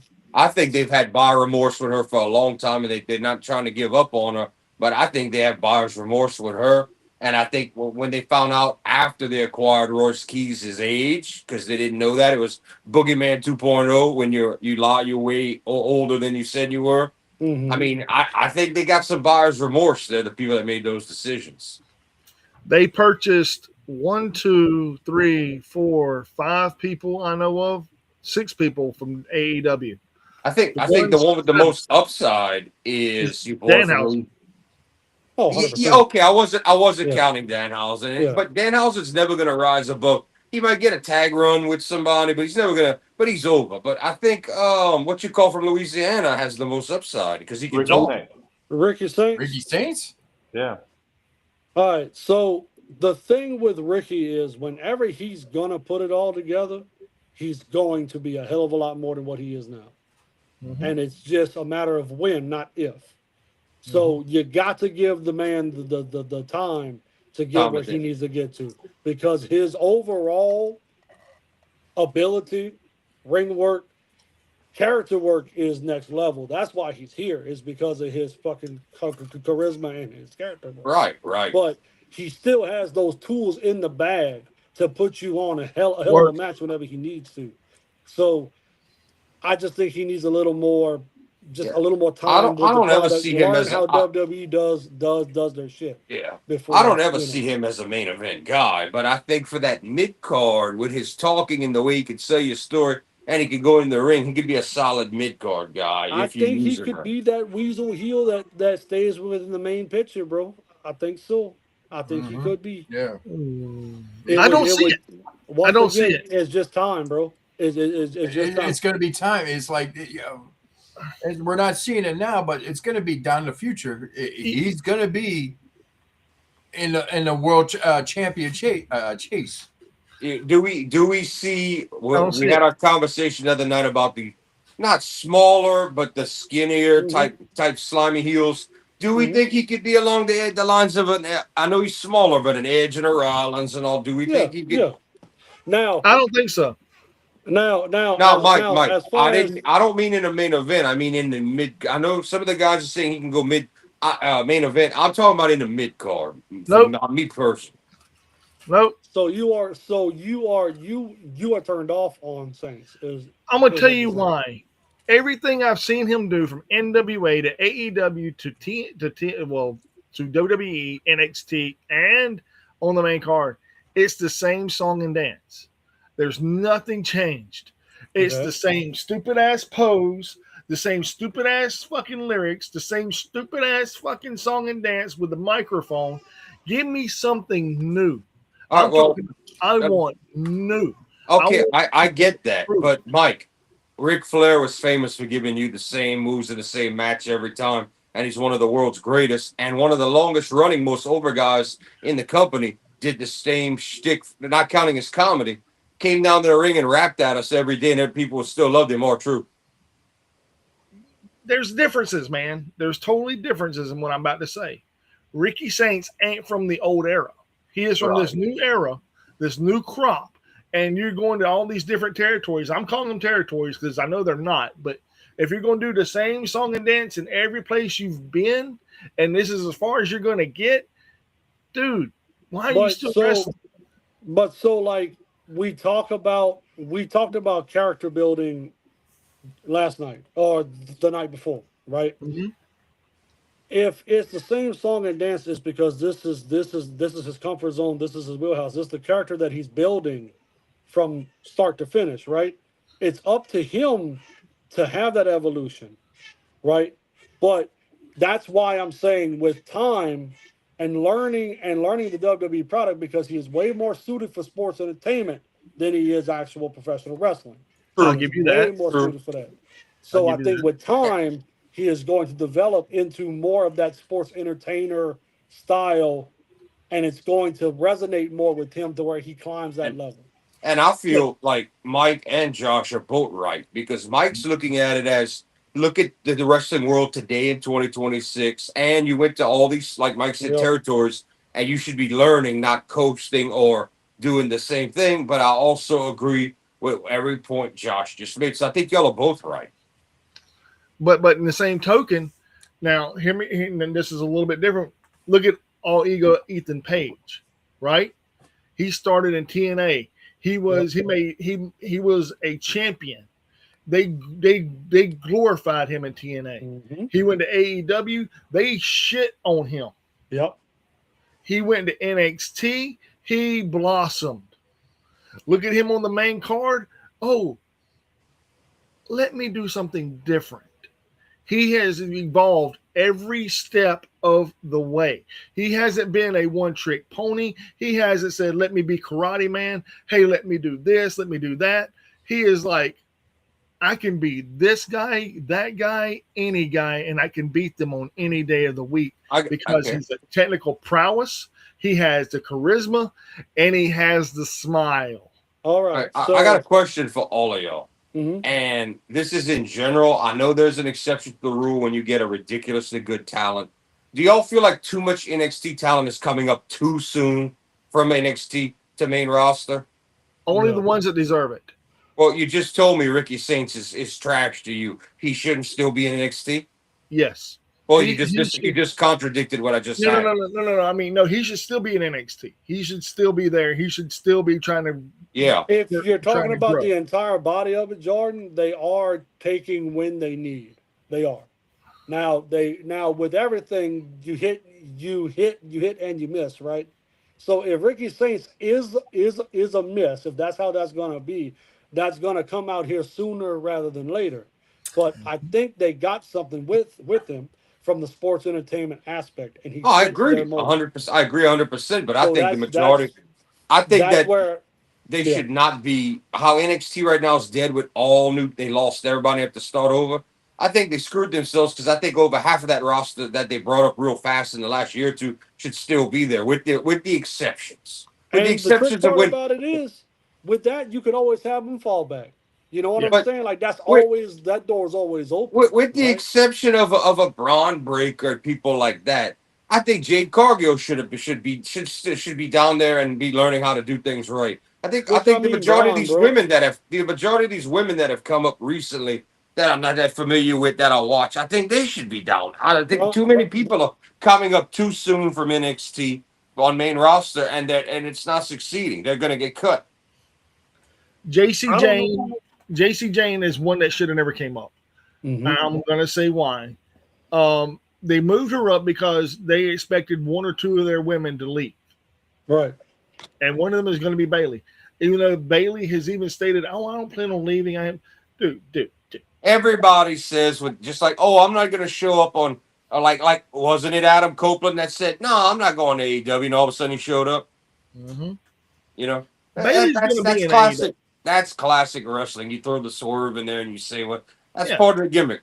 It's I part of the think Bailey's loyalty is the crutch of what's going to keep her right I there. don't know, man, because you know her and Mercedes are tight in real life. You know Mercedes is going to be like, look, Tony said you come in whenever you come make some money, girl. You know they've been talking about it. And I think before she gets too old, she should do it. I think, even though I was sick of her and didn't want to see her. I think when Charlotte was having her conniption fit and went away because couldn't be champ all the time, I think she should have pulled a move like her dad and went pull a bunch of money from Tony and go for 2 years over there and come back before she gets too old to WWE. I'm glad she did. Yeah. I'm extremely glad she did. Mhm. Because, I mean, I'm being serious. I I mean, agree. she should hold AEW hostage, man. Well, Should you have know, been the Fiend. Tony would have to put that title on her so he could say Charlotte was a world champion for my company at least once. I'm gonna say this. Whenever fucking Andrade jumped over there, I thought Charlotte was gonna be on his goddamn heels, and I was waiting on it, and then it never came. And I think that was her daddy got in her ear and said to stay the fuck where you at. That was Yeah, the but bottom line. What it was.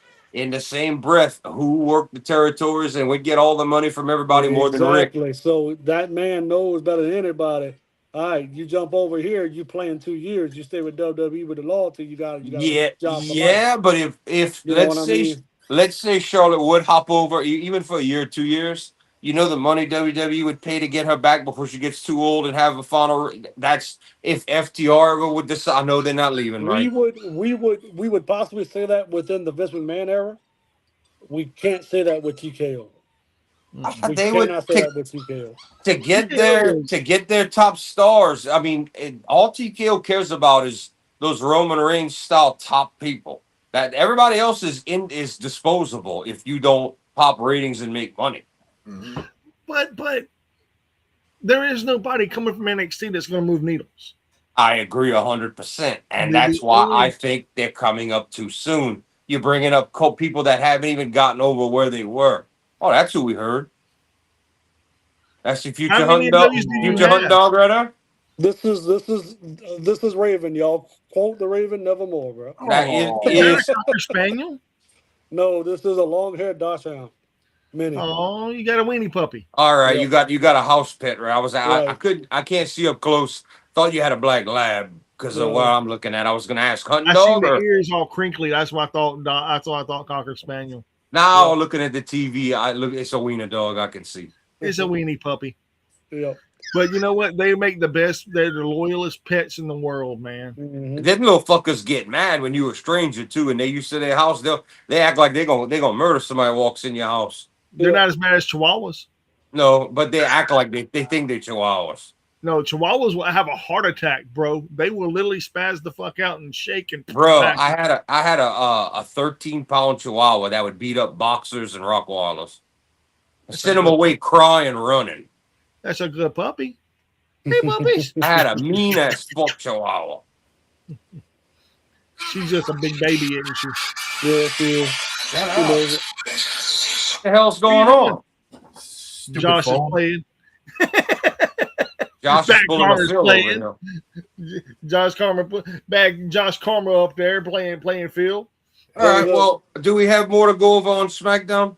So Yes. the only major things we got left is the thing with Dragon Lee that you had mentioned with Chad with Chad Gable. We had kind of talked about that. You mean the Ray Phoenix thing? Yeah, the Ray Phoenix thing. I'm sorry. Yeah. All right, well, we're So hour- we got to start summarizing this stuff really quick. So that's what I'm getting ready to say. Chad Gable says, "I'm sorry." He said, "I accept, but we're still gonna kick your ass." All right, we'll see you in the ring later. Okay, Yeah. next segment. Yeah, we're an hour and 29 minutes in. We got to start wrapping up SmackDown. All right, and the main event we had was a King of the Ring. King of the Ring qualifier. We had Priest, Dominic Mysterio, Trick No. Williams. Trick Williams, and Braun Breaker. See, that's Braun another one that Breaker. needs to be fired. That's another motherfucker that needs to be fired. Braun Breaker, Nope. no Trick. Trick Williams. That's what he says. So They have Mike can't stand Trick Williams. They have a half-ass decent match.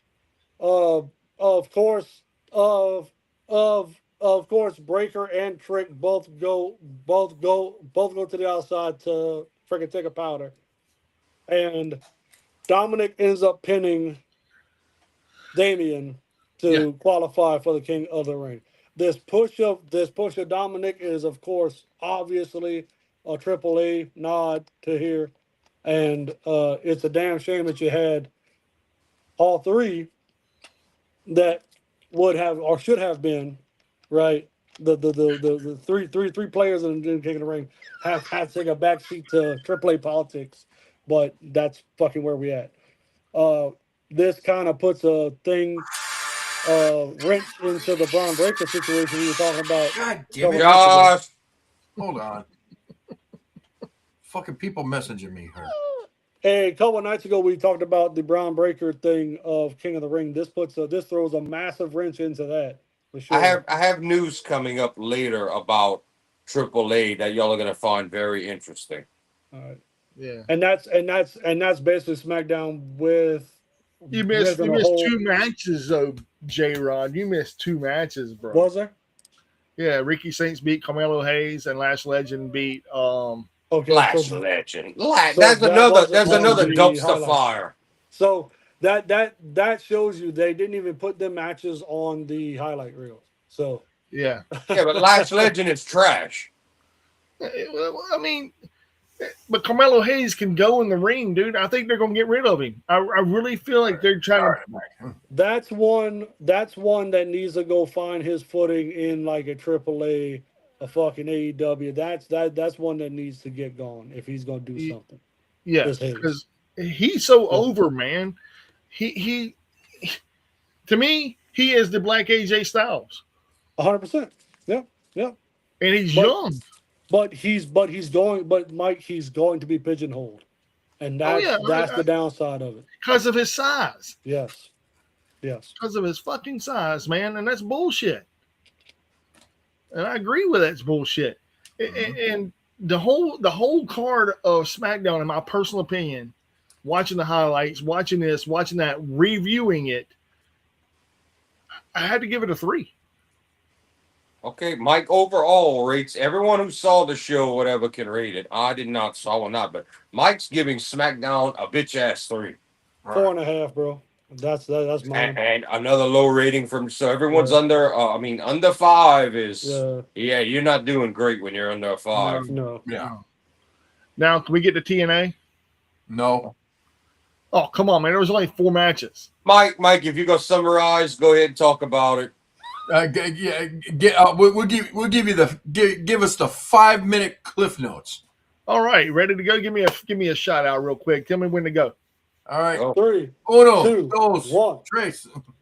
Go. Eddie Edwards versus BDE. Eddie Edwards wins because BDE sucks. Moving on. Santana Marella and Indy Hartwell with Frankie Kazarian at ringside versus Ariana Grace with Channing Stacks Lorenzo. Match sucked. However, Santana Marella and Indy Hartwell go over with the Cobra. There you go. End of story. Moving on. Blah, blah, blah. They're going to continue on with this stupid-ass feud for whatever fucking reason. Nobody cares because this feud sucks ass. And their TV numbers, which I'll get to later, are proving that. And then they had this match because I was on the phone I was texting Jordan last night. I was like, oh, yeah, this match makes no fucking sense. And they had Zaya Brookside going, why is this match even happening? She shouldn't be in a ring with a man. And I'm talking about Lee Young Lee versus Mr. Elegance. Now, this match should have never fucking happened. It was a shit show of a match. Mr. Elegance wins because it's a fucking dude versus a woman, and a woman shouldn't even be in this fucking match. It should be a dude versus a dude or a woman versus a woman. It should not be like this. And they were in Sacramento, California, and they got away with it for whatever fucking reason they got away with. It makes no fucking sense whatsoever. You put this shit on my television, and you expect me to watch it, and you expect me to be okay with it when I am, as a man, watching this shit because everybody's booing Mr. Elegance. They don't even want him on their fucking television, much less the Elegance brand. And then you put all this bullshit together for no fucking reason whatsoever. And then you're going to have Zaya Brookside interfere in the match. So I'd already said it before the match. Why is this match even fucking happening? And Mr. Elegance gets the win. Make up my motherfucking mind before it explodes, the TNA. What the fuck are you doing? Because I, as a human being, give faith in you, but yet you turn my faith into shit. You want me to eat shit from you. I don't eat shit. I don't like eating shit. And then the main event, of course, was the Wicked Garden match between the Righteous and the Hardy Boys. Again? Oh, yeah. Yeah. And then on both the fucking sides of the ring, you had these big-ass fucking lattice works with flowers and barbed wire. Okay? And then on two of the ropes, you have barbed wire with fucking roses in them. The Righteous win. I'm not going into detail of the match. It made no fucking sense. There was blood. Who gives a flying fuck? It made no fucking sense. The Righteous win, and the music hits, and then it goes dead, and the Hardys disappear, and fucking Righteous are standing in the middle of the ring like, what the fuck just happened? Match over. End of the story. Now we get to the cliff notes. There's other things that happened on during the night. Eric Young confronted Santana, kicked him in the ding-ding, power drove him. That was the greatest segment of the night. I gave it a 3 of the fucking. That was the highlight of the fucking night. I even told Jordan that was the highlight of the fucking night. If you have an impromptu fucking meeting between two people that are going to have a big-ass feud in TNA, make it make fucking sense, and they're going to have to give the title to fucking Eric Young because Santana's going to WWE. We all know it's going to happen at the end of fucking August. Why not let them go ahead and fucking get the title off at Slammiversary? Please, for the love of God, don't fuck this up. And then on top of that, you had this other shit with Elena Black going, this is the era of whatever the fuck. No one gives a fuck about you, Elena. You talking shit about fucking Indy Hartwell. No one gives a fuck about Indy Hartwell because no one cares about the women's division or the Knockouts division because you have the Knockouts champion versus a fucking cocksucker. A cocksucker. Now, I'm done with TNA. Oh, no, you ain't. You got to give us a final rating. 2. Fuck. All right, we got a free rant from Mike, and he just let TNA have it, and they get a big deuce as their rating, and that could be the deuce in the toilet bowl for all. That's why I am not watching that bullshit anymore. But hey, I might take the trip to go see the cage matches, dude. If you do, you won't be disappointed. Well, I take that fucking back. I take that fucking back. Dude, you're going to be disappointed. Go in there with your head held low and expect the worst, and hopefully it comes out better than that. I'll watch it with you, but I'll be watching it, via television. All right. Well, that's that. Anybody watch NWA's television show on Comet TV? Nope. No. And J-Rod missed my rant. Yeah, Mike just went on a hell of a tear. He just tore TNA a new one. Michelob Ultra. Nah. I had a Sam Adams. I had 2 Sam Adams earlier. I would take Sam over that any fucking day. All right. Y'all want to get into news? I'll have a Samuel Jackson. Now you're at it. All right, let's start. I've been wanting to get to this for forever. I need to get a drink after that rant. All right, we'll get you a drink. I'm gonna. I Get need you a Mike back. Samuel Jackson. Get you a Samuel Jackson. The first thing we need to do. Get me a grape Kool-Aid. All right, he's getting a grape Kool-Aid. All right, the first thing we need to touch on before it gets that old is we need to talk about the real life stuff that happened around Double or Nothing. So while Mike's away and I don't need him to research what I sent him for that we've missed on 2 shows so far, this is minor. I'm just going to mention it to get us going. The Rizzler segment in the buy-in with the 2 women did not go over well on social media with the whole the female teacher every day messing with the kids. There was in church. Yeah, there was some online hate on the whole, which I say fuck the Rizzler dude anyway. But anyway, that's just to get us started. Is that that kid that goes like that? Yeah, he's a kid, but he looks like an adult, but he's like a small person. Andy Milonakis, yeah. Oh, I thought he was a legit kid, and I was like, what? Why are they letting this kid run around the ring? He's supposed to be some kind of internet celebrity bullshit. I don't know. But anyway, the Rizzler. It did not. He needs to get off my TV, and the segment was not. It got heavy criticism on social media. All right, I just wanted to start there. Wish Mike would get his ass back behind his computer because I need him to really look up.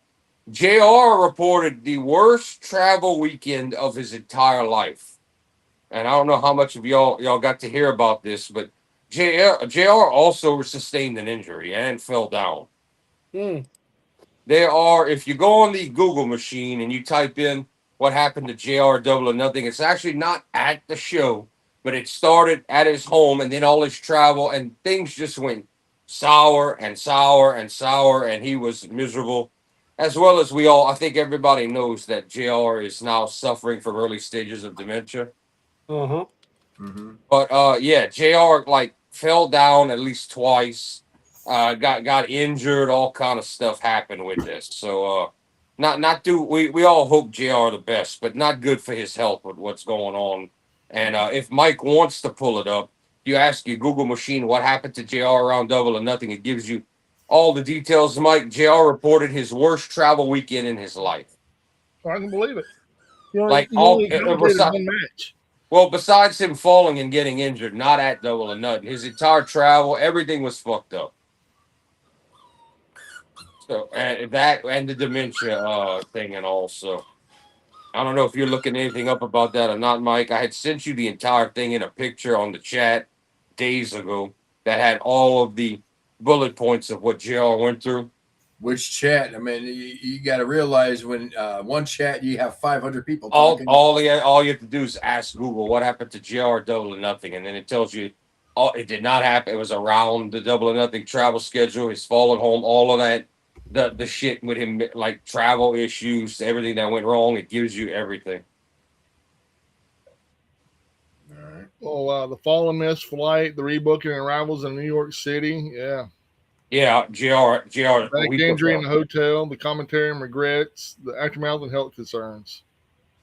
Yeah, all of that. Yeah. So, I mean, yeah, we hope the best for JR, but this plus his early onset dementia, we hope health wise he's all right and all of that. Anybody got anything to add to this?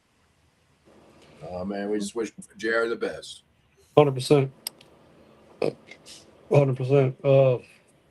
It ain't no big secret, man. JR should have probably been out of all of this here about 2 years ago. Should have been the ride into the sunset. They keep pulling him back just for that little nostalgia pop.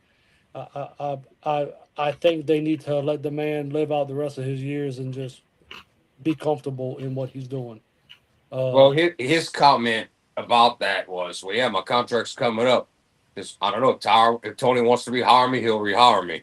So it sounds like JR don't, which of course you don't want to quit. Flair never wanted to No. quit wrestling. Hogan never wanted to. I understand that, and I know his wife passed away and all of this stuff. Yep. I mean, but JR's gonna have to figure out there's a time where, man, you putting your health at risk with all this crazy traveling.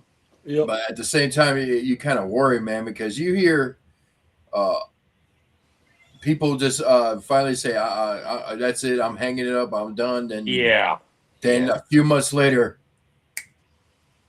I get that, but I see it all the time in the mill. I see it all the time. You're right, Josh. You're right. But in the same breath, with early onset dementia and failing health, aren't we killing the man by making him run around the worse this gets?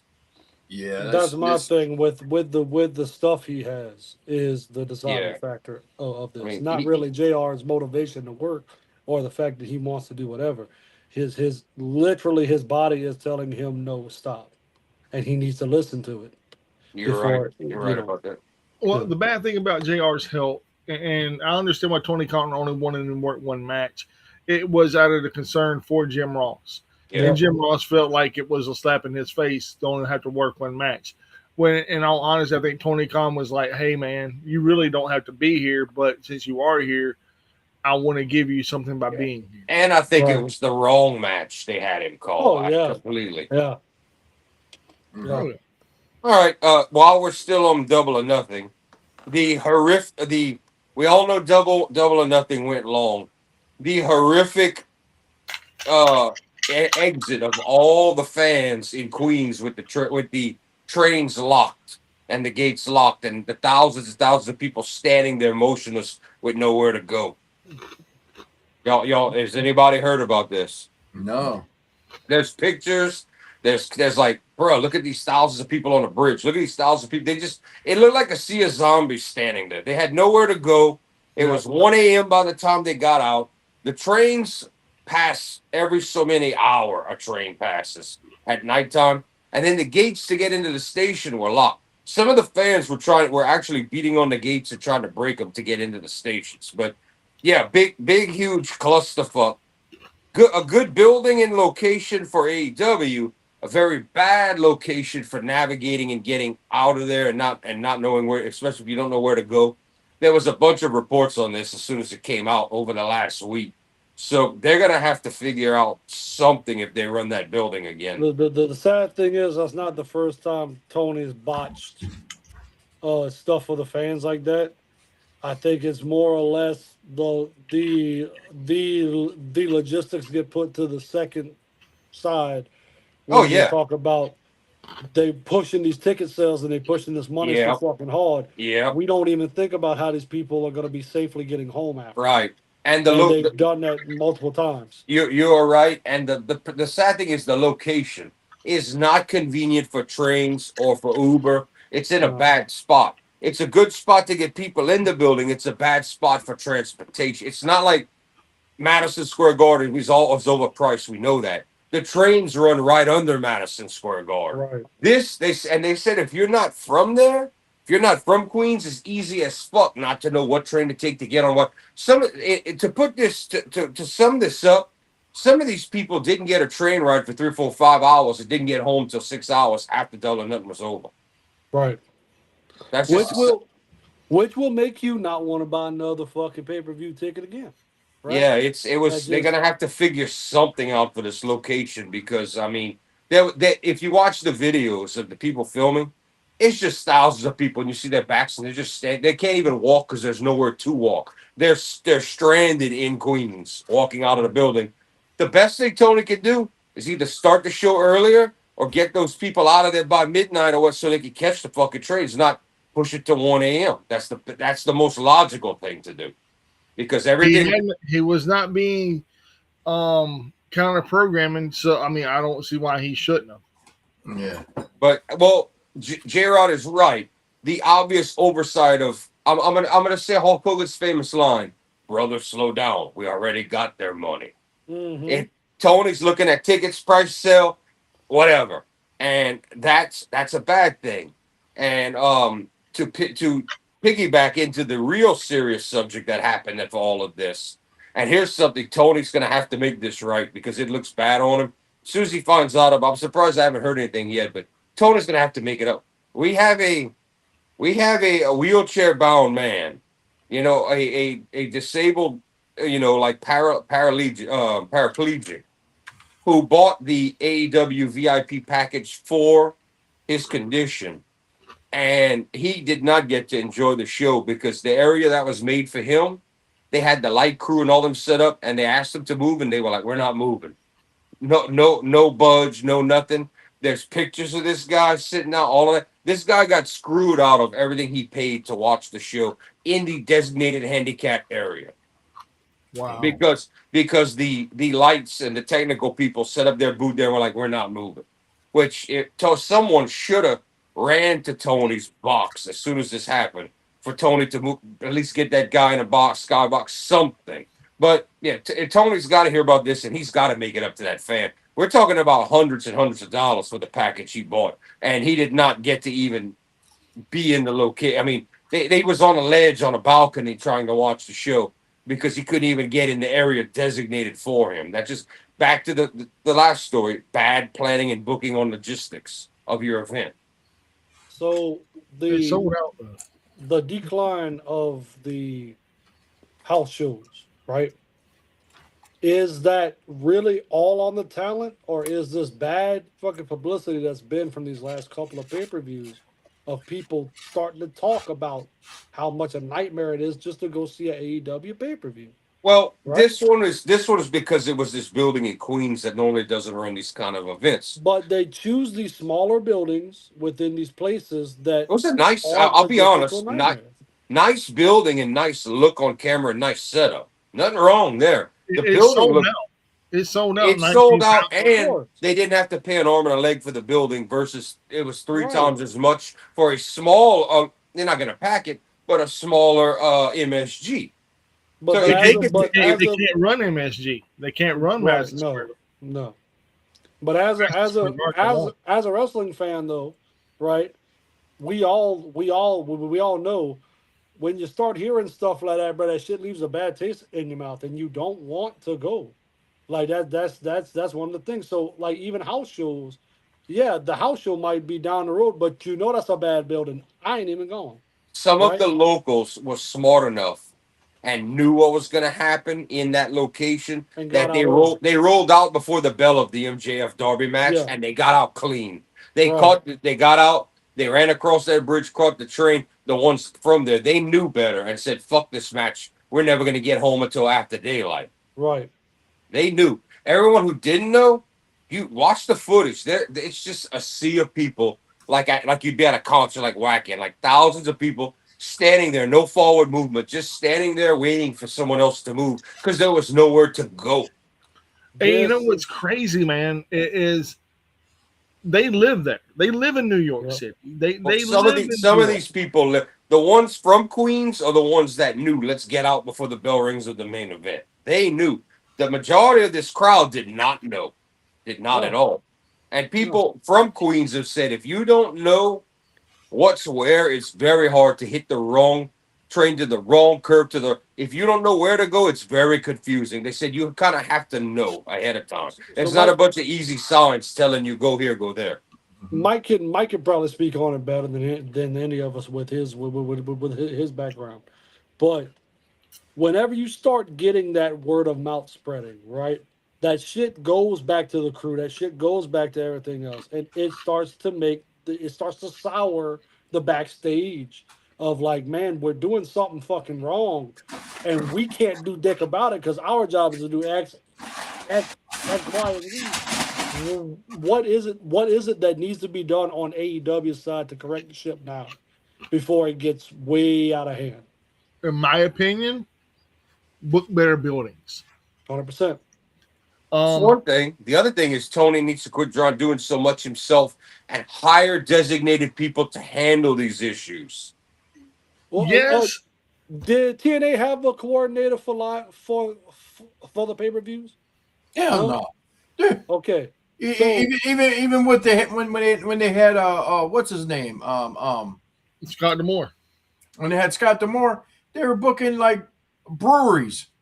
Right, but like so, like let's say you're a big enough company, that would make a lot of sense for you to hire a coordinator to make sure this shit goes right Yes. all the Yes. time. Look, Yes. I was at a independent level, low. I would tell people where to go. Right. Security does this. This person does that. This person does this. Your run-ins happen during this, and this. You listen to that person for a key. You go over here and you do this and this, that, and the other. That's So how you shit was should a be show run. coordinator, basically. Yeah. Yeah. Okay. I was head of security / production. Right. Okay. And I'm like, I had no clue what production was. Still don't. Right. Because there was no production in this shit. Right. They gave you hey, at least you got an extra fancy title for not having to lift an extra finger or to do any extra work. And I get no extra money either. I get 0 dimes for $0. True story. True story. True story. But that would be their quick fix though, right? To actually hire a coordinator. to be Yeah, able to yeah. run Tony these needs to buildings, stop right? trying to do everything himself, and you also need to get. All right, you're all inclusive. You care about these people that have issues. You have special AEW gear. All right, just because it don't have AEW written on it and it's nothing you can flash the show doesn't mean you shouldn't care about the people that paid tickets. It's not just how good of a show you put on with your talent. It's not just the building you buy. It's not just presentation. You also have to make sure that designated areas are backed up and ran properly Bro, by things like Fan that. experience is number one for any wrestling show. Fan experience is number well, hold on. Let me put it like this. We had a big civic center. They tore it down. Okay. and we had a big, massive musician group come in, and I'm talking huge. It was Guns N' Roses, Def Leppard, and Stone Temple Pilots. This is way back when. I'm talking about way back when. And that's depending on the size of the building, that's a damn near sellout. it sold out. It did. It sold out. This venue gave a great overall performance for the fans, right? Okay. Getting out of there was a catastrophe clusterfuck. Okay. Because the people that get you in and the people that get you out are different. Yeah. They switch because there's a big time lapse when you get there and when you go home. Right. And people are like, no, man, that ain't what. Yeah, that's what happened. I was a kid, man. So when all this was going on, wherever you had people leaving, they would get these other people out of there, and these other people have been sitting there for 45 fucking minutes. Can't go nowhere. Right. What was the size of this for Crowd Wars, Mike? Do you know the size this building was? 16,000. All right. If you would think anybody with a brain, even if you're not used to having shows that big, you're gonna have 60,000 people. This is on the venue. The venue needs, because the bands are just hired talent. They're not running a show like an AEW. The venue should know how to get people that know how to handle 60,000 people and hire enough of them. Or have a coordinator to have an exit route. Have this shit lined up properly. There's only the bad thing about this place. There was only one way in and one way out. Oh, it was for cattle draw. All right, I got you. And any good fire department or code fire chief right. could have absolutely shut that shit down and busted ass. Yes, Lord. Or at least fined the fuck out of them and made some hella money. Well, the reason why it lasted for over 46, 50 years. They bulldozed the son of a bitch down. They bulldozed it because it was. I'm gonna tell you what it looked like. It looked like a shittier version of the Mercedes Dome, of the Trump Dome. You know, the big place where Superdome. It was a shittier version of the Superdome. Speaking of, that needs to be renovated badly. It's getting very out of date. Superdome. It just got re-updated 10, 15 years ago? Yeah, but it's out of date to all these new stadiums you have popping up in the US. They like it because of the location. It's also not big. It should be bigger. It's one of the most out of date, still alive stadiums that hasn't been torn down. It's out of date. Shit. Yeah, dude. That's on a list. Lambeau Field is out of date then. Yeah, but we're talking about a closed dome. Like it's just. Speaking of which, Josh, is your new fucking stadium going to be a dome? Yes. Oh, motherfucker! They're bringing the Bears indoors, baby. Yeah, that was the main thing about Soldier Field. It was only it's only available through spring, beginning of spring until till fall. Mm-hmm. You can't, and it's only outdoor venues. It's been a clusterfuck for years. I mean, and the Illinois state government screwed the pooch. I mean, this guy gotta be the dumbest governor that Illinois had. And he's supposed to be in the running to be for fucking president. I mean, your dumbass just lost one of the top. I want to say the top. One of the top 10 NFL teams for your state. That win, lose, or draw, they bring money. The Bears bought a whole entire area of land in Arlington, just an ass hair out of Chicago. But it would have still kept the team in Illinois. They had blueprints, plans. They had it was supposed to revitalize the area. There's going to be a dome there. There's going to be a museum. They have a bunch of bar setups, you know, all the works, all the bells and whistles in this area. Okay. But the Illinois government would not pass the bill. They wanted to tax the shit out of them. That was the kicker right there. They wanted to tax the shit out of them.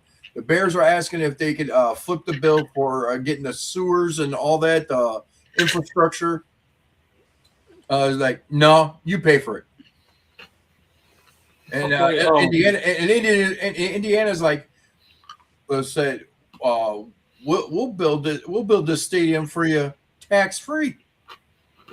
Yeah, no, I'm like, shh. Okay, that's all I had on the Double or Nothing Fallout real life situation. Tell you what, guys, pick a company and I'll give you a story. Name it. Whoever names the company first. NWA. All right, NWA. What do I know? I have something on them. They suck. There we go. End of story. Actually, Josh. NWA television numbers are up, especially in young people, the 18 to 49. Oh. Their TV, they are touting numbers that they made. This is all of my numbers will be from the previous week, not this week currently. Okay, guys. NWA numbers are up, and they're touting that they beat TNA's TV rating last week. Which, if you would like to know, I did not. NWA had all their different numbers listed. I didn't add it up, but it's like 200 something. TNA. Mike's crappy show on that was tonight. Last week's TNA was the lowest rated TNA in the new television. What? I can believe it. The lowest rated in the new TV era, hitting 195K viewers, down in the 18 to 49 demo. I can believe it. All right, It's a shitty. I'm just. Dude, they're talking about taking TNA off of AMC and putting it on another channel. Well, the overall internet chatter right now is that the TNA hype is flatlined and dead. This is another reason that you can I might as well jump into this one, Pigeon style. Santana's contract officially ends in July. Mm-hmm. And we have said the rumors of where it looks like he's headed in NXT. But I think the writing's on the wall. I think Santana should jump because the TNA luster is gone.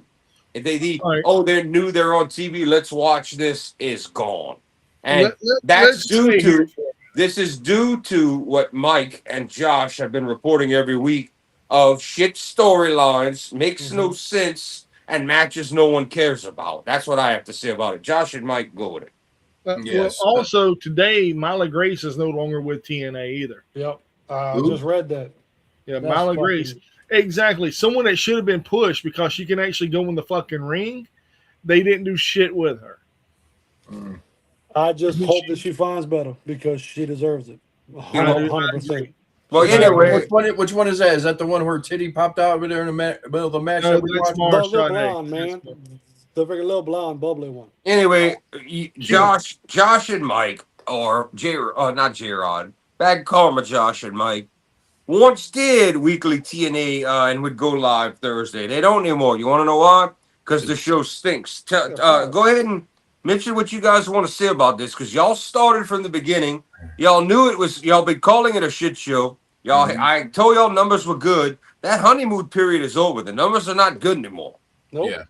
Yeah. It was a shit show from the beginning. It was like, well, if one is like their first episode, it was like half the roster couldn't get into the goddamn country, and then it's like, okay, then it's like it was a crappy episode, and it's like everybody was reporting for weeks that the TV ratings are doing good. TV ratings are doing good. I'm like, how? Who's watching this bullshit? And I'm like. I'm gonna jump in 1 second. The TV numbers were very good in the 200Ks and up, but it's kind of like when a new restaurant opens up and they have that good service, and you know when that good service goes away. The problem is TNA never had the good service. People were just watching because it was something new on television. Yeah. Well, I'm gonna be honest, man. AMC is catered to two different types of people: the horror fans and old people. And what I mean by old people, I'm talking about they missed the Turner Classic Movies, TCM. Is AMC used to be known for the older movies. And they tune in to watch that and horror movies because that's where the younger demographic comes from, the 18 to 49. They watched horror movies. And they've been touting nothing but horror movies on their channel. Am I right or wrong, Josh? Every time you watch TNA, what is it about horror movies? Mm-hmm. Well, logically, you do want to play to your strengths. So if that's getting you views, that's making you dollars. Well, yeah, it was shit. It was shitty story. It was just shit. It was shitty stories. Shit, like that gets. You were. I mean, the last time we were on here, we were talking about get off my TV. That guy needs to get off my goddamn TV. At Mr. Ash or whatever. Yeah, Mr. Elegance. Yeah, Elegance. Yeah. That whole stable is pure AIDS live.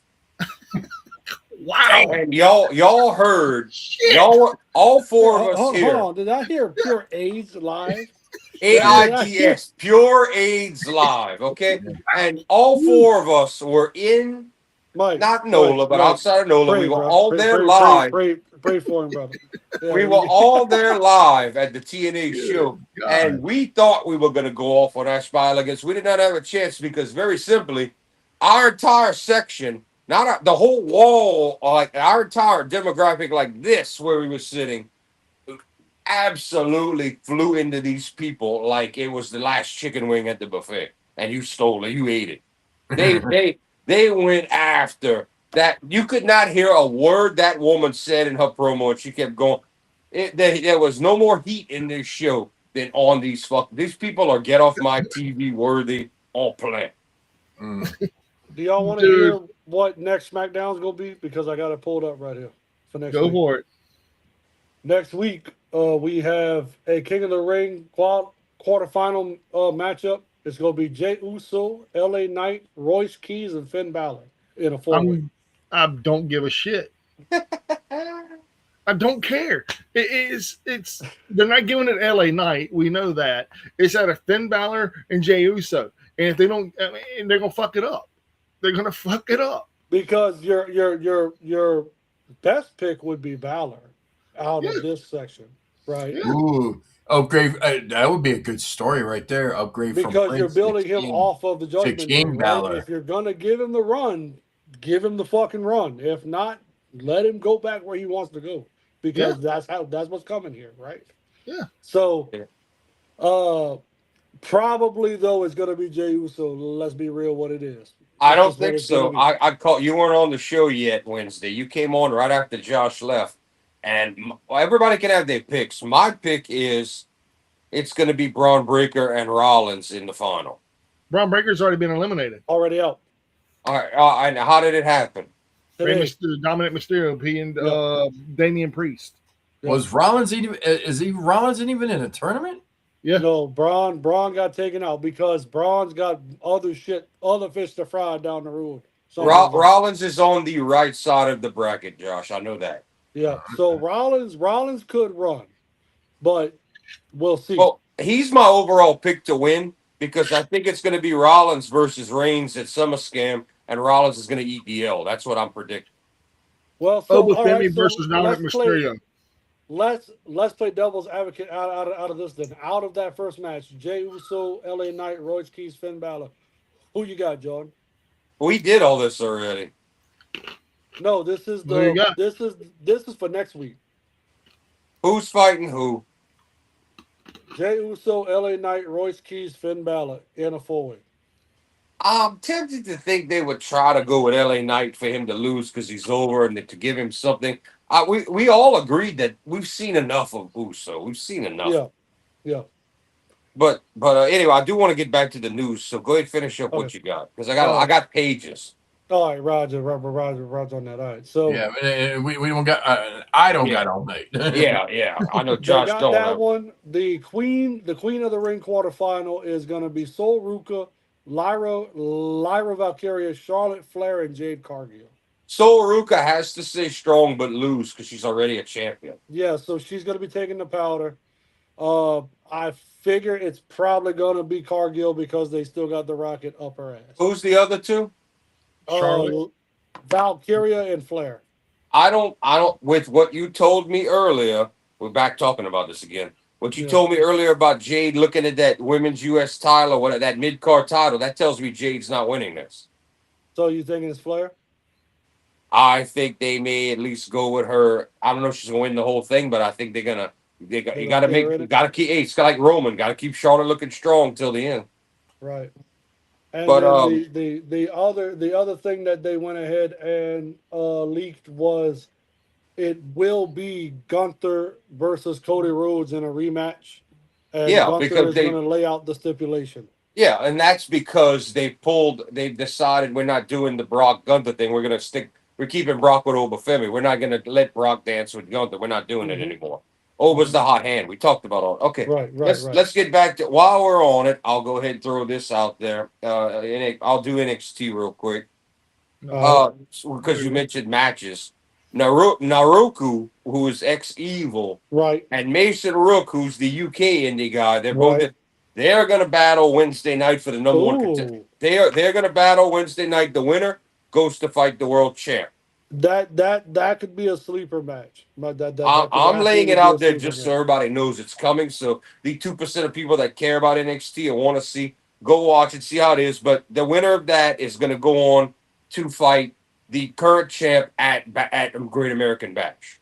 Okay, cool. Yeah, and the Great American Bash is going to be on June 28th. At the same, Hold on, Mike. I've got it. It's coming. It's coming. It's coming. All right. I'm gonna daisy chain into this. Don't know how well this was set up or how much of this is coincidence. Hope everybody realizes that Forbidden Door, which is we're gonna call that an AW product because it's Hmm. US side. Slammiversary, which is TNA, their big show, well, like not kind of Bound for Glory, and the NXT Bash are all going to be the same day. Which NXT is going head to head, like in the daytime hours with I believe Slammiversary. I'm not sure. I think Slammiversary was going to try to.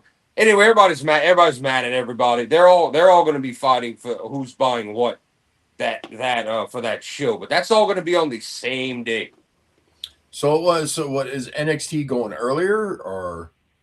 Supposedly NXT is going to run the exact same time as I thought they said Slammiversary. I could be wrong. Slammiversary is That would not make sense because you're fighting against a company that is on your side right now. So Technically, yes, but I yeah, mean, it's just wild that, and there is a method to the madness that we're going to get into later because WWE has rushed ticket sales for certain events trying to get the jump on AEW, and they are trying to flood them, and it is a strategic hit beyond this. There is yeah. some So stuff coming up. I'm that's what I saving would that for a think little is later. you would put up NXT versus Forbidden Door is what you do. Well, you got to remember, Carlos Silva and TNA, WWE's whole goal, the guys didn't agree with me, but you can't deny it.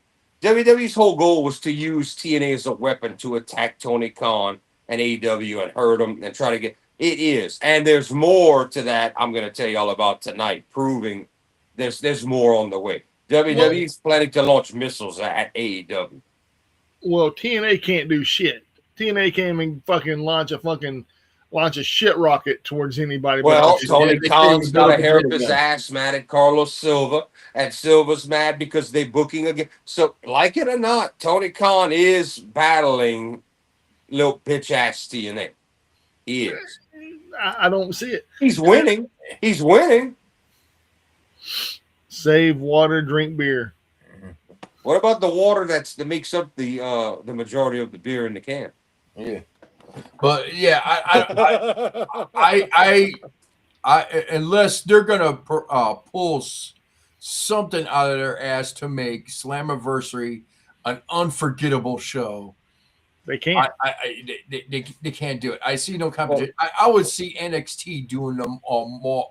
NXT doing more damage than NXT does have good numbers, yeah. technically, if all that. But here's something else to look at, and I'm going to get back to this later. But just for this triple threat we have this night of these three wrestling entities, you got to realize that not us, not everybody in the chat, but majority of people have to pay for some shows if they want to see them live. Who's got the money to pay two of these, let alone three, and especially if two are on at the exact identical hours. So the question is, who decide? Everybody has to decide what they want to see or what they're going to go with. This is how it's going out. Slammiversary starting at 3:00 p.m. NXT starting at 5 p.m. or 6 p.m. And then you got Forbidden Door starting at 7. The only thing, and CW is going to be live for the PLE for NXT. So that's going to be on free television. Right, which WWE's got this trend going right now where that first out, whether it's ESPN for Mania, they've got this trend going where their version of a buy-in, a pre-show is old WCW. Hey, watch this for free. Maybe you'll get convinced and buy the rest of the show. NXT is going to be live on the CW? Yeah, it's going to be for free. The whole show is free. Oh, the whole. So you know what? I could record that and watch it later. That was a good point, Mike, and J Rod is correct. Yes. No, Josh. Me. This Josh. Bad karma. You fuckers. Wait. Squirrel. It's not squirrel. It's a mistake. That's not squirrel. Squirrel is a whole different subject when people are talking about one subject. Oh, okay. Here. Yeah. All right. While we're on it, but let me finish though, Jordan, because this is where it gets tricky. You got Slammiversary going early, you got NXT going second, and you got Forbidden Door going third. All three of these are counter. Well, the only one that's counter programming, NXT is counter programming against AEW. TNA is getting counter programmed against WWE. Right. I don't think it takes a rocket scientist to know that TNA is going to have the lowest viewership and buys. Oh, yeah. NXT is going to beat TNA, and Forbidden Door is going to beat both. TNA is just getting big brothered out of their Slammiversary show, and that's bottom line what it's going to be. Yeah. And I honestly believe that this is going to be the final nail in that coffin. Think so? And they're going to be done with their partnership. Mm-hmm.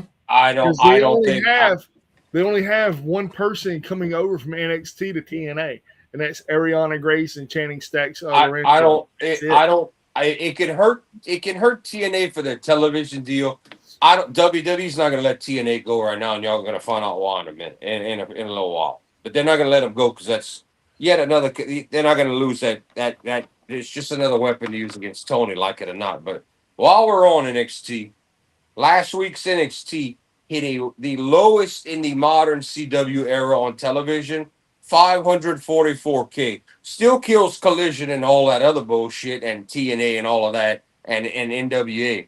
But they hit their lowest in the modern era with 544K.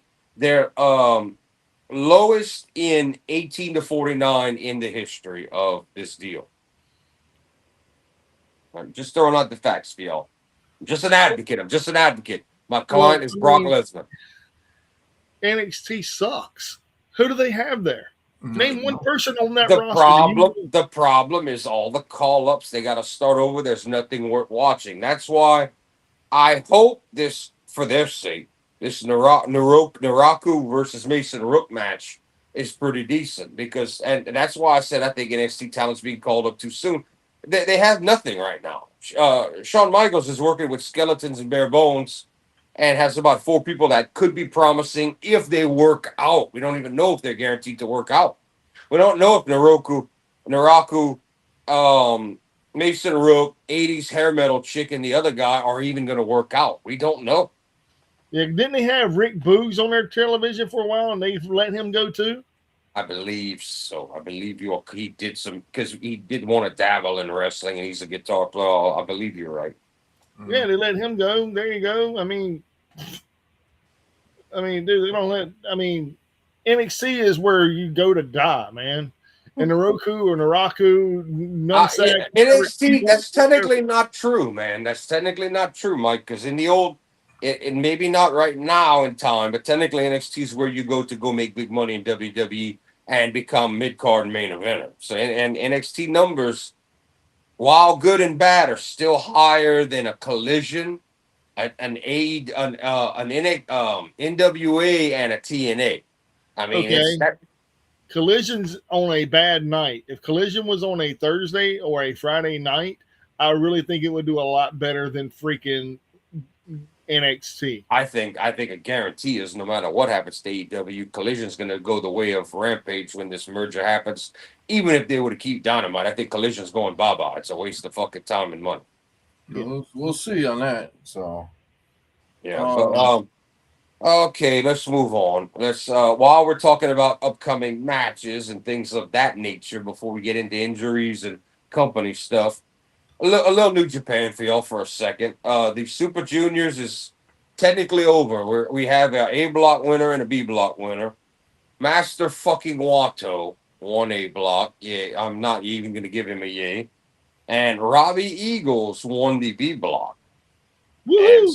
Yeah, which Eagles defeated your boy Yo, who came in as runner-up. But anyway, so the two of them are going to fight for the Best of Super Juniors trophy and the shot at the World Heavyweight Championship. So that's all, which that normally happens at Dominion. We'll see. But anyway, just for the record, we have an A block and B block winner. Only one's going to get the trophy and get the title shot for the junior weight title. Okay, that's that. Not much to get into there, short of me and Mike both don't like Master Wato, and he damn near killed himself. He did some kind of like. He dove out of the ring, like to land outside the ring, and his head. Darby Allin? No, Wato. He pulled a Darby Allin, in other words. His head missed the outside of, like, under where the ropes. His head missed the side of the ring by a gnat stick, or he'd have been splat. He had no hands up, no nothing. He went straight down, like he'd be jumping through somebody through a table, and his head missed the edge of the ring by yay much. Almost not. Yeah, he would have been completely not living crap out. Let's see. There's some people news. We have. Y'all want to go to news on some talent, or y'all want to do some more company news?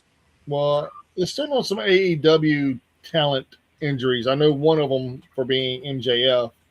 Hyperextension of his leg. Never heard that. I got that. That must be brand new. It is a knee injury. It is a knee hyperextension. That he has been favoring, and he re-injured it in the Darby match. No, he re-injured during the Roosh match. During the Roosh match? Okay, so he held up during the. Okay, all right, gotcha.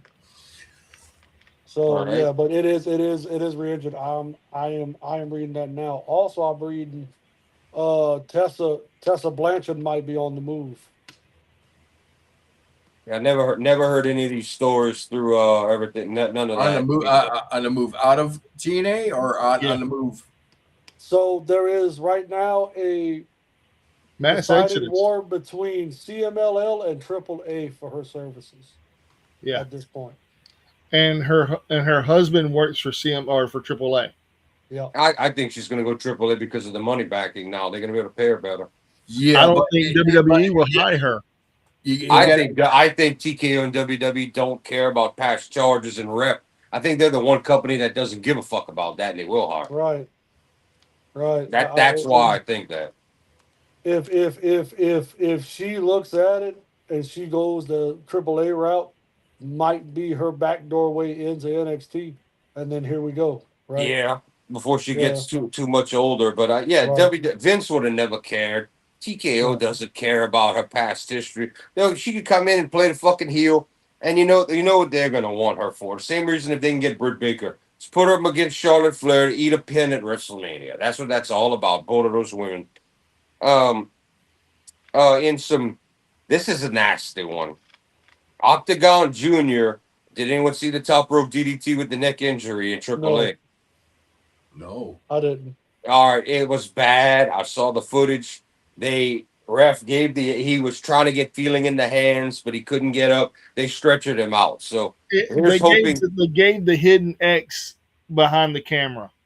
That ref went. It's not a stinger. This is something bigger. Well, they were like, it could be a sting. That was the idea. Could it because he was moving, but the minute he was on the ground on his back, you saw the hands. The ref was all on him trying to talk to him. He looked like out of habit. He tried to scoot himself a little bit, like to get out of the ring. but he couldn't move. They stretched him out. So here's hoping. All we know is it's a neck injury and the DDT was nasty off the top rope. Here's hoping Octagon Jr. will be okay. I hope so, because you always think of the Austin factor with that, right? Well, Is it something like that? it was DDT from the top rope and forward. His head just went. And it skidded. I didn't Right. see a skid. It was a straight down Damn. drop, and the whole crowd just went, "Oh!" The whole crowd, and then the ref got on one knee, checked him. The ref threw up the X real quick, but then he was back to check. He let it was a multi-man match. He didn't even worry about the other people. The ref was down there trying to talk to him. He had to be stretchered out. So let's hope he's okay. Yeah. And no, Braun Breaker is okay. No need for panic. Braun Breaker is fine. Also, yeah, he wrestled today. but he is okay. He was a little banged up that night. He's fine. Everybody can quit worrying about him. Oh, dude, you just came back. Maybe he needs to tone down some of the more extreme spots so he doesn't get hurt again. But Braun Breaker is fine. All right. The only other news I could provide is actually something that got slipped through the cracks with the Kaiser incident in Florida. When this is actually due to good friendship. When he got charged and he got booked, it was actually Gunther that paid his bail. Yeah. Oh, yeah. We talked about fine, that. You might have not been on the show that night. We talked about that last week. Oh, well, Probably the Friday or whatever night. It was some night something, but we talked about that. okay. I remember talking with Mike about it. Yeah, Gunther bailed him out. Yeah. Paid us $1,000, his $100 bill. Pay him $100, get out. Yeah, cheap as hell to get out. But yeah, Gunther got him out because they're still good buddies in real life. Oh, yeah. Mike's gonna say who cares, but I gotta report it anyway. Butcher and the Blade done with AEW, gone. Woohoo! I thought they were done. Nah, they were not. Now they The are contract officially. ended. Yeah. Supposedly, there's talks of WWE and TNA wanting them. I don't know why WWE would want them, but I know why TNA would want them. WWE would want them if they can get them for cheap enough because their tag division is being they murdered it themselves. I don't think they put them on the main roster. They No, put them in NXT. no. I would say they're going straight to TNA because Yeah. you know why? Because Alley's there. the blade is The is bunnies. the husband to the bunny. Yeah. Braxton Sutter. BS. Not just her husband, but TNA seems like the company that would want some guys like that don't move the needle. You know, I'm being honest. TNA would be, and with TNA losing talent like certain people like Santana and all that coming up, it makes sense that TNA would want these guys because it's like, who else are you going to take? You know? I mean, they have a lot of people there that are going to leave. They have Leon Slater gone. They have Santana gone. They have He will be. oh yeah, they just got rid of Myla Grace. I mean, and what is her name?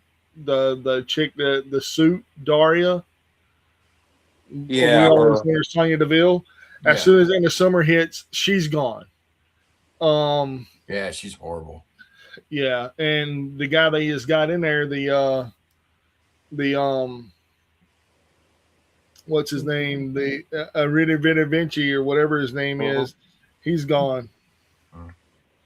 All right. Well, on that note, guys, I gotta get to bed because I got I gotta get up and We know. Well, Yeah, Josh is going to miss it. Josh some is going to money miss the tomorrow. two big. He's going to miss the two big stories, and one he's going to be very excited about. oh, what's the story? Hit him with it real quick. Oh shit! I didn't want to do that right now, but okay. Let me see. Okay, this one. I was saving this for the end, but thanks for ruining it. AAA and WWE. WWE has a reason that they replayed the Mask versus Mask match on television, and that the show was so good in TNA. Would anybody like to guess why? They needed TNA. I mean AAA. AAA, damn it. Would anybody like to guess why what's going on. Not to mention WWE's very happy with what's going on in AAA and there. What's going? Would anybody like to guess what they got planned for the future? Triple Mania. Well, no.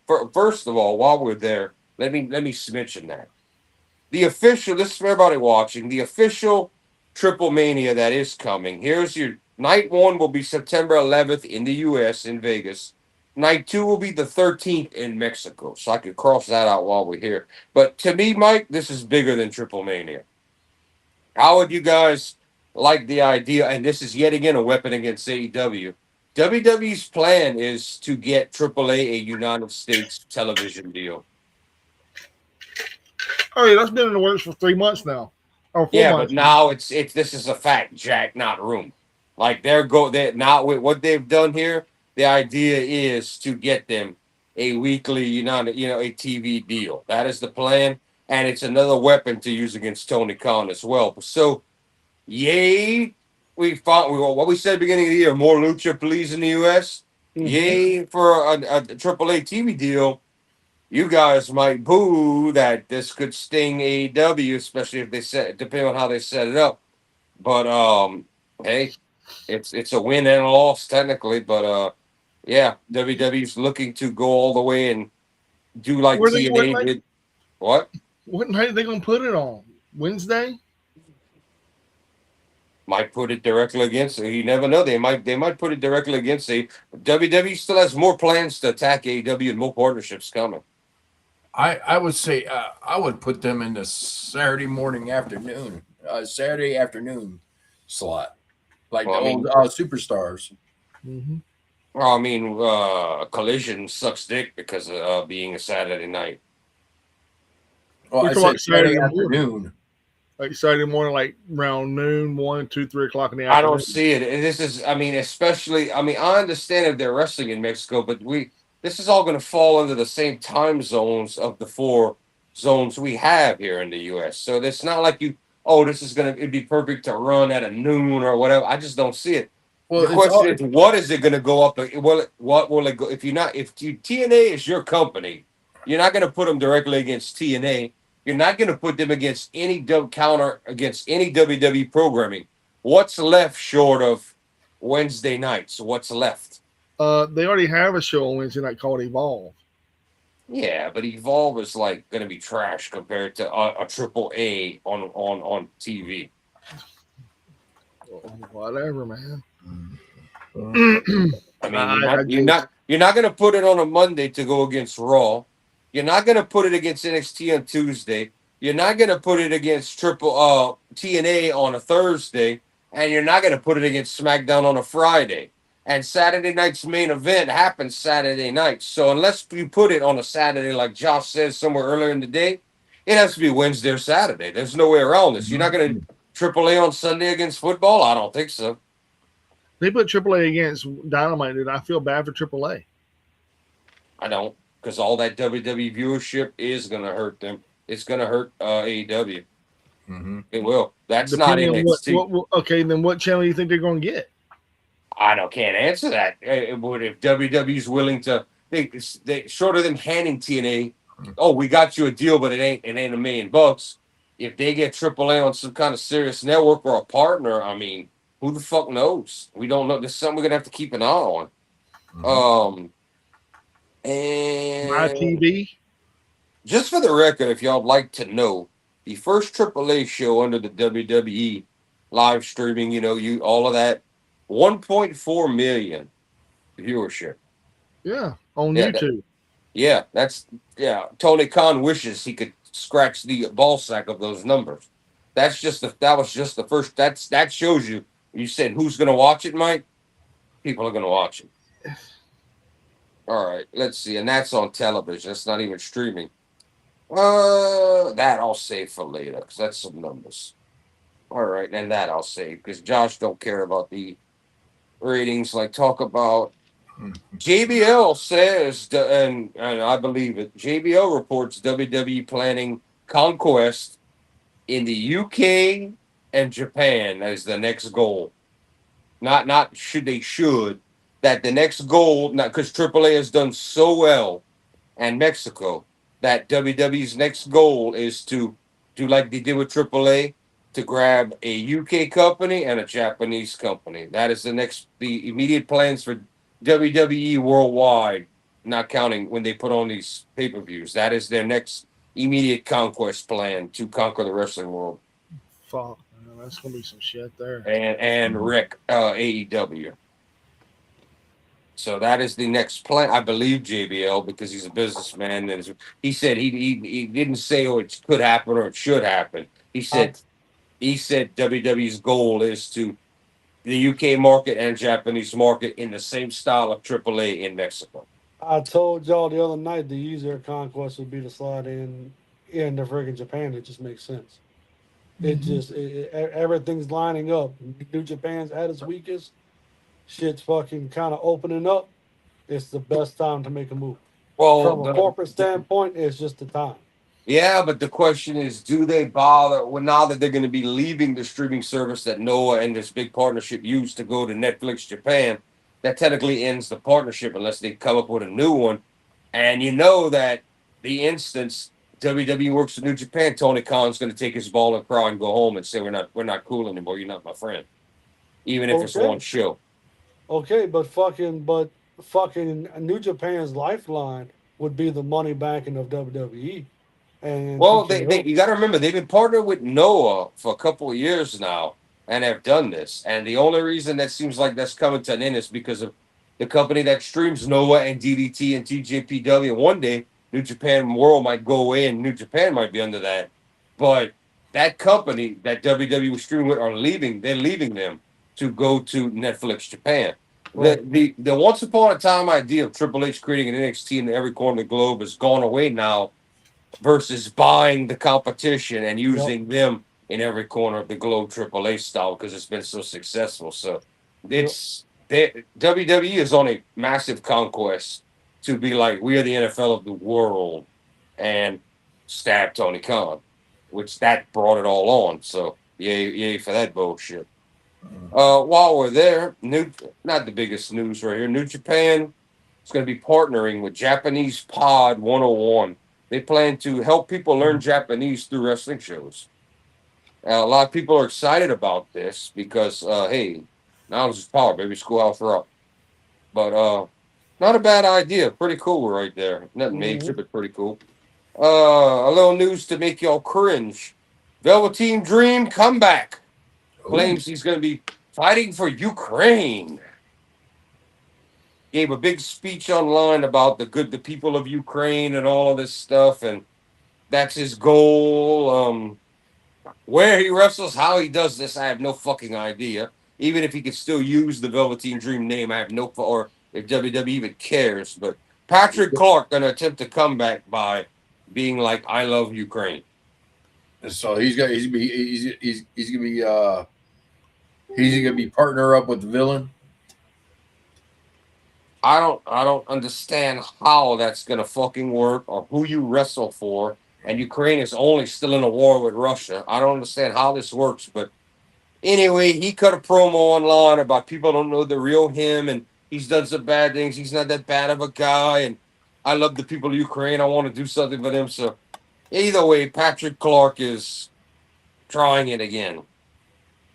Won't be WWE, but he's that's where he needs to go over there to book a couple matches in a stadium. Then all of a sudden get fucking missile strike, kill a bunch of people for fucking. I don't even understand if this is a wrestling company in the Ukraine. I don't even understand how this works. It might just be him going with, he thinks, oh, that's a great sympathy thing, and he's going to him looking like he's doing a good gesture. I have no idea how this is going to work. 100%, he's blackballed from wrestling. Let's just be real what it is. 100% he's blackballed from wrestling. He's one of those rare cases where no company has reached out. Mike made a great, you can ruin your rep, but Mike made a great point of he's never was actually charged or found guilty of anything. Right. But that black ball still stands, bro. Yeah. So, it's the same thing with Marty Scurll. Yeah. And Marty's was actually legal. People just frown on it. But the country he was in, she was actually of legal age. But once you're blackballed, you're blackballed. Nobody touches you. So I Well, doubt then if he- the Joey rest. Ryan is the biggest blackball there is. the worst thing you can do is minors and things like that. Just like be going to jail, you're under the jail, you're the bottom of the barrel. So anytime a minor's involved, everybody frowns, even if you're not Mhm. guilty. That's just the worst thing you can freaking do. Right. Let's go over some numbers real quick. We're almost done. I got one more piece of news and some numbers. So Dynamite, 704K last week, up after Double or Nothing. Third on cable TV for their night. Not shabby. Not shabby. We'll give them a bell for that. Collision got a 498K, 29% drop. Very bad. Very bad. Not Well, I good. mean, look at the time slot it's in. It goes in at prime time on a Saturday night and So- nobody's at home. Go tell that to It's- Mr. Tony Khan, not me. I don't book against all of that crap, and then all the sports and everything going on. But yeah, I don't even think I didn't even list where they landed on television. They tied for like 14th or above with 10 other things. It wasn't even worth me writing down. Clash at the Asshole sold out with 12,614 in attendance. Just pointing that out. Clash in Italy. Raw got 2.5 million. Not a bad number, but their lowest since January. And we only do Netflix ratings, not against other shows because it's a private streaming company, so no point in mentioning that. SmackDown, the big winner, up 1.258 million, number 2 in all of cable television. We saw that coming. Mhm. That was, and you got to remember, this is not what just happened tonight. This is last week. Right. Because all these Nielsen and all these ratings come out every Monday. So that's how I'll give it to you like that. And that is our numbers for the week. There was no point in reporting anybody else. Final story for the evening. This is to do with the lawsuit with the buyout / merger of WWE and TKO. And the going to Paramount. The plaintiffs, all the legal people, are seeking between 466 and 957 million plus interest on the merger. That is what they are seeking while they're after Vince for claiming and that the company was sold and the bullshit out of Netflix to Paramount. That is still all yet to be seen. I mean, it's going to be a money payout and the deal's still going to go through. Paramount's still going to get it. Netflix got paid $2.6 billion just to have a back out. Yeah. They got paid $2.6 billion for the back out. Well, you're looking at 466 to 957 million that the plaintiffs are seeking in this, which just don't forget that Vince is included in this. Nick Khan, Triple H, a bunch of people are named in it, that it was all set. And we know it was set up. We know it was shady. It's like when Tony Khan tried to sue them for keeping him from buying the company. You're talking about you're talking about the TKO merger. No, I'm talking about the Netflix deal where they backed out of. I mean, the Paramount deal where they backed out of Net, but also the partnership. It's all together, but I believe that's to do with with Paramount getting them. I believe. No, man. No, you're talking about the TKO merger deal. There's that deal right there. If they can find them to be guilty of that, then they're looking for almost $1 billion. And there's 5 different charges that they have to come back and prove because right now they're saying that it happened. And they don't have no proof to prove themselves to be innocent in any of that. Now, Right. and there is an actual thing that does happen. This is the God's honest truth. Vince McMahon will have to take control over his company again and have to pay back to TKO $12 billion. All right, none of that came up in what I was watching. It's one of the charges. Yep. It's one of the charges. That Vince McMahon will have to assume responsibility back of his company, and TKO backs out of the rest of the merger, and they have to take their sales and what is it? They have to renegotiate. It's not going to deals. happen. It's not going to happen. Everybody's going to pay fines, and it's going to go through. It's not going to happen. because I was watching this and reading all the details. Not even got mentioned because Vince isn't getting back into power. The TKO merger stays until they decide they want to sell and get out, and Paramount is going to get that company. People are going to be awarded money, and it was already said that if Vince and Nick Khan can't provide any evidence versus the contrary, that what the prosecutor said will be taken by the judge in court as fact. That's all. That's all been listed. That's 2 weeks old. That. So yeah, which like you just said, Nick Khan and Vince don't have a leg to stand on about getting out of it. So yeah, it just makes them guilty again. This is going to come down to a big money payout. Paramount's still going to buy the damn thing. Paramount's going to buy Paramount. What are you talking about? The whole the merger coming up. The whole Paramount buying what you call the Warner Brother thing and all that. That has nothing to do with TKO. That has zero to do with TKO. Because if you don't recall, Paramount owns the rights to have UFC. The UFC don't own the rights for Paramount to use them. They work for Paramount. UFC does not do the other way around. Yeah. TKO does not own Paramount. Paramount owns the UFC. Right. But Paramount will also, TKO will have to answer to them as well. Yeah, and they also don't have exclusivity rights either. So not TKO, but AEW can and probably will be on the Paramount Network, the Paramount Plus subscription service. That is being reported as almost guaranteed no, because we talked about this. Who's the number one advisor to Ellison? I mean, if that happens that way, then they can sue the shit out of them, dude. Not really, because their deal's going to be that's monopoly. Yep. Yeah, but they honestly, I mean, he could try, but they really can't, because this has been government approved that this is going to go through. So I mean, how you're going to? No. Government approved means they can buy the company of Warner Brothers. That was what that means. That doesn't mean they can just say "fuck you," you're out of here, and boom, we're gonna put you over here now. The contract, AEW's contract with the new ownership becomes void. They don't have to honor anything. When Paramount owns it, it doesn't stand anymore. They can do what they want. They have to stay there till 2027. There is a 6 to 8 month actual after that they don't have to honor, because that was something that WBD honors with AEW. Yeah, I think AEW is going to serve out the rest of this year, and then next year they're going to be looking for a TV deal because they're going to be gone. They're going to be told you're done.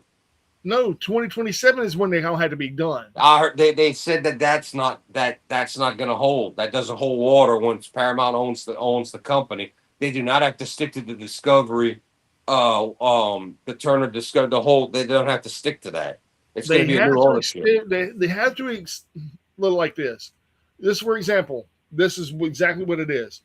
If I come out and buy Epic Records, I don't like some of the artists on the label. Let's say I don't like some of the artists. I can't fire them artists. You can after a period. No, I have to honor their contracts. You're not buying their 3 records on my label that I just purchased, I have to honor their 3 different. I have to honor their records. You would think so, but there's legal loopholes to that where you actually don't. Shit. I'm telling you, there's legal loopholes. That's why ICP sued the shit out of Hollywood Records. Yeah, that's great. That's all smaller time than the money we're talking about here and all what's going on. I mean, go read some of Niccolo Piccolo's stuff, bro. Go read the actual legal stuff. Can be fact. It can be fact. But what I'm saying is, he has to honor the actual legalities of the contracts. And that's something else I think about. Guys, I hate to cut this off, but I gotta go. All right, Josh. Yeah, I gotta go. I was like. But yeah, I'm forgetting that 27. I'm forgetting that 2027 is next year. Yeah, they'll be done next year. They're gonna kick them off. We'll see. The prediction already is that UFC is gonna get a weekly television show to replace AEW on the Turner networks. That's already like fighting out whatever the hell it is. That's already the call, and they've already said that we're interested in that. They've already said that. They've already said that HBO is not going to be touched which is the God's honest truth. Oh, HBO itself. The first thing AEW is going to be done with is HBO. That's the whole reason he created my AEW, and he knows it because they warned him last October. He knows that he's done on HBO. That's going to be over before he's off TV. What you call might absorb all of HBO Max and rename it. They might very well do that. They might absorb the whole thing. I read a report today. Today, I read the report. Ellison isn't touching HBO one bit. One bit. Say that not too. touching it. All right. Well, they're not because they're not very personal. I've been doing legal stuff on this every day about this and reading up. But now, hear me out though, Jordan. Hear me out. That doesn't mean that other entities that use HBO Max cannot be terminated. But I don't see why they would terminate them from HBO Max whenever they still have a television deal on their freaking network. Because Paramount streaming network can take over everything and merge all of that into their baby and do that. The only thing that is guaranteed is they promised that they're not canceling Warner Brothers Studios, which is why Hollywood was up in arms about the deal. That's the only guarantee from the Paramount side is Warner Brothers will stay active. That's the only guarantee. And they aren't touching HBO. I didn't see that, bro. Here, I'll show it to you. I'll pull it up. You could say that, just like they're saying, oh, as of right now, New Japan will not be touched, and New Japan, well, that's for now. That's immediate.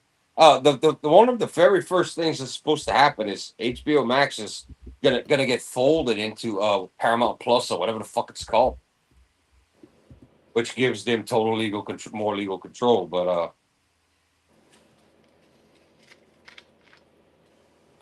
right, this right here, I can bring it up if you want me to. The merger details and everything. You can just Paramount Plus is not disappearing immediately, but it is set to merge with HBO Max into a single streaming service in the future, with HBO likely remaining a sub-brand. They're currently likely remaining a sub-brand. Likely sub. The merger happens the third quarter of 2026. Both services will continue operating separately until the merger is finalized. Yeah, that's this year. Now, the new platform will unite the content libraries of Paramount Plus and HBO Max. That's what I just said. Including NFL games, CBS programming, Star Trek, Yellowstone, Game of Thrones, Warner Brother films, and DC properties.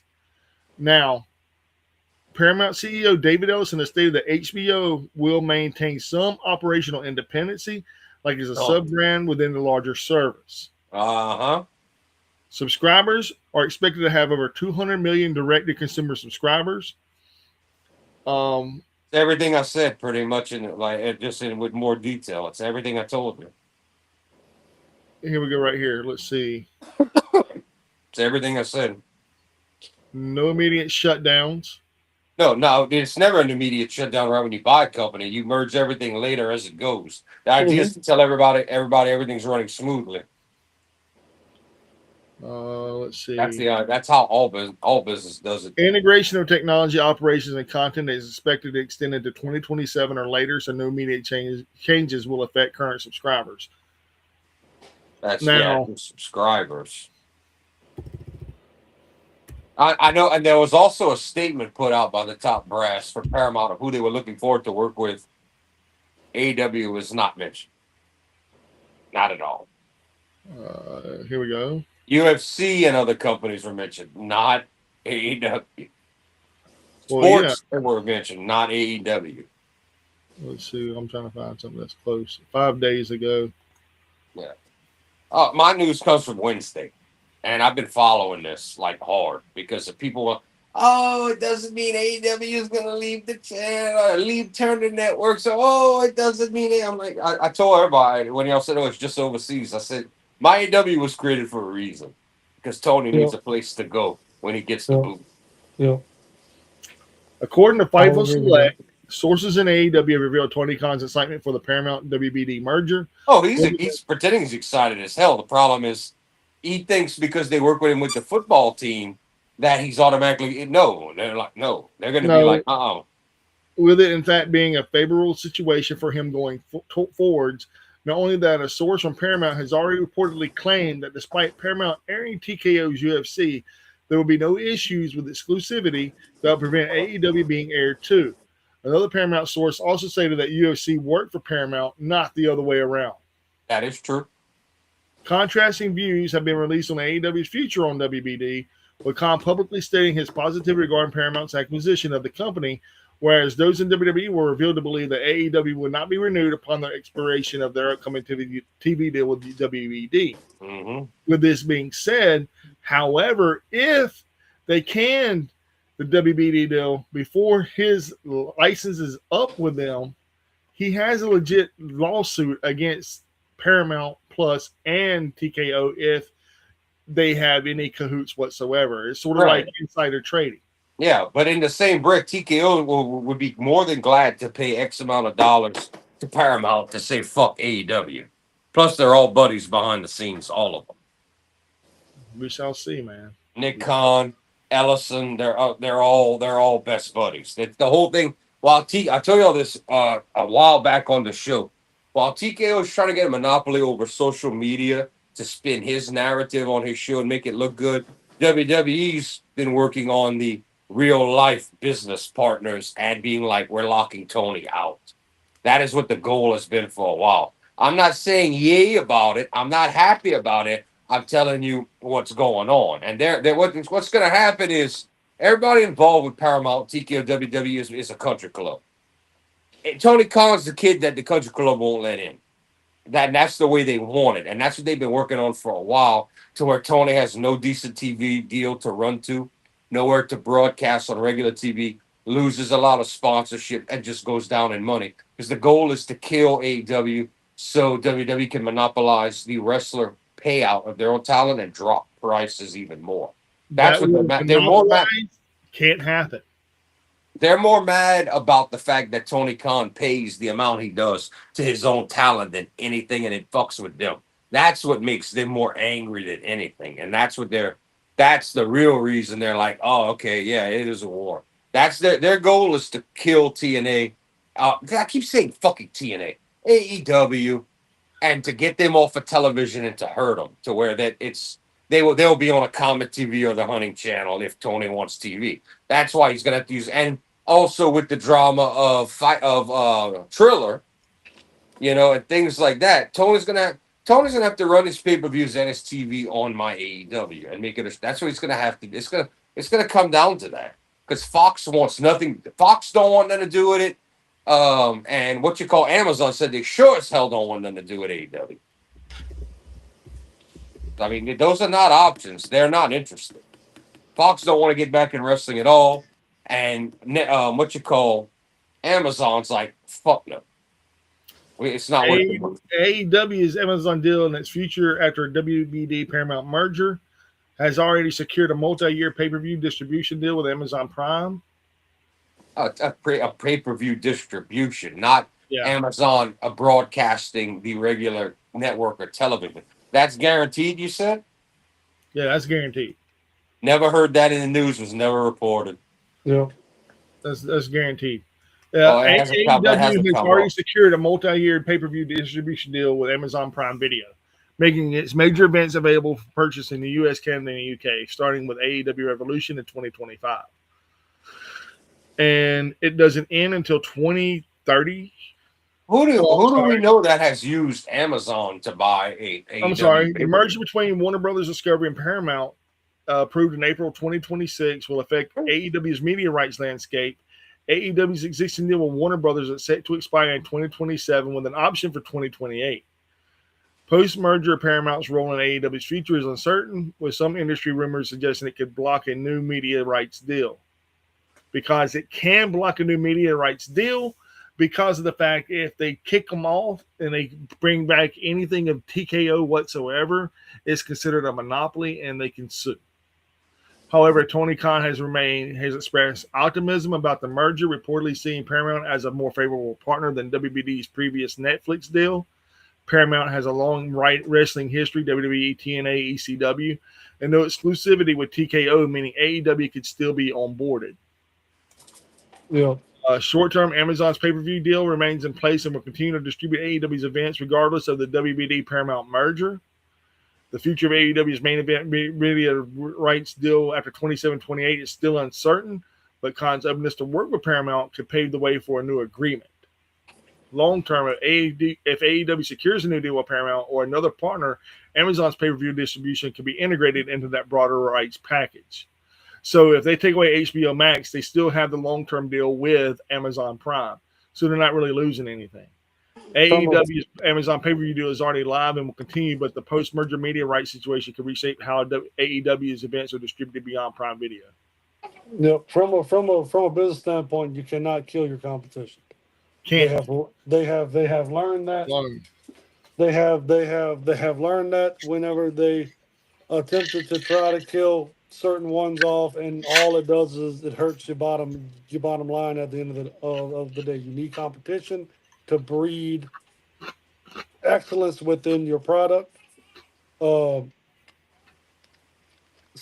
with that being said, are they locking out Tony Khan? I don't believe it goes that far. No, they can't. They legally can't believe it goes that far. I mean, they can try to. Mike, I wanted to know what you were reading. That's per what source?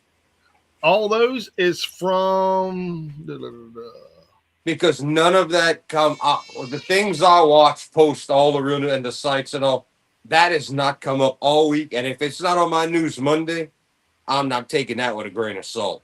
There's TGR Wrestling. There's Wrestling Attitude. There is Yahoo Sports. All right, so none of that's from anybody official short of Yahoo Sports.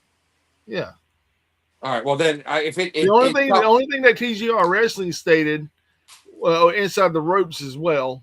The only thing that TGR Wrestling said, this agreement covers all of AEW's flagship. I mean, that's legit. The Wrestling Attitude Revolution was the first event under the Amazon umbrella.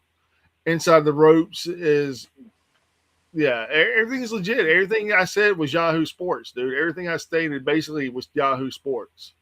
Well, it better come on my news Monday, or I'm not taking it seriously, because that should have been. I watched Monday, Wednesday, Friday, and none of that popped up out of 4 days ago. 4 days ago, there's backstage news on AEW's future prospects after WBD purchase, and that's on Wrestling Inc. I haven't read that. Well, I don't even know who the hell Wrestling Inc.'s supposed to be. So I don't either. I have no clue. It's. Yeah, I'm not. Everything they're saying is from Fightful. I don't go off of dirt sheets. I go off of the facts that are posted, and that's why anything I report where I tell y'all that's hearsay, I tell you take it with a grain of salt when it's hearsay or people speculating. But a lot of the stuff I tell you, I mean, it's not mentioning anything else because it's fact. But I have not seen anything. I watched the whole 3-4 hours every one of those days of the news, and none of that came up. But what I told you, and I believe Niccolo Piccolo, because not only does he manage 10 of the top wrestlers on the planet today, but I believe him legal wise because he's got facts to back it up. Just like I believe, and some people might not agree, I believe Nate the Hate when it comes to Nintendo news, because not only is his track record spot on, he used to work for the company. Before Nintendo does official releases, Nate the Hate's information is accurate. No one knew the new Star Fox was coming. He nailed it, and all of a sudden they did it, bam. So when it comes to when Niccolo Piccolo says, and I don't just watch. I'm not saying I watch him for all kind of news, but when he makes a statement, I pay attention, and he's calling that this AEW thing is not going to happen on the Paramount networks. It's not going to fucking happen. Nick LaPiccolo claims WBD passed on AEW months ago a new warning tweet. And that was back in April. And that was this right here has to Paramount is not real for AEW. WBD passed back in August. CW Roku is now off the table. Amazon and Fox do not want AEW. Ask Tony why he's been lying to you in the locker room and to the fans, acting like things are all great with the network. I am sure a lot of people would love to hear his answer. That's exactly what he has stated. That is verbatim, exactly LaPiccolo. And that is exactly what he said. However, that same person, he's a journalist, but at the same token,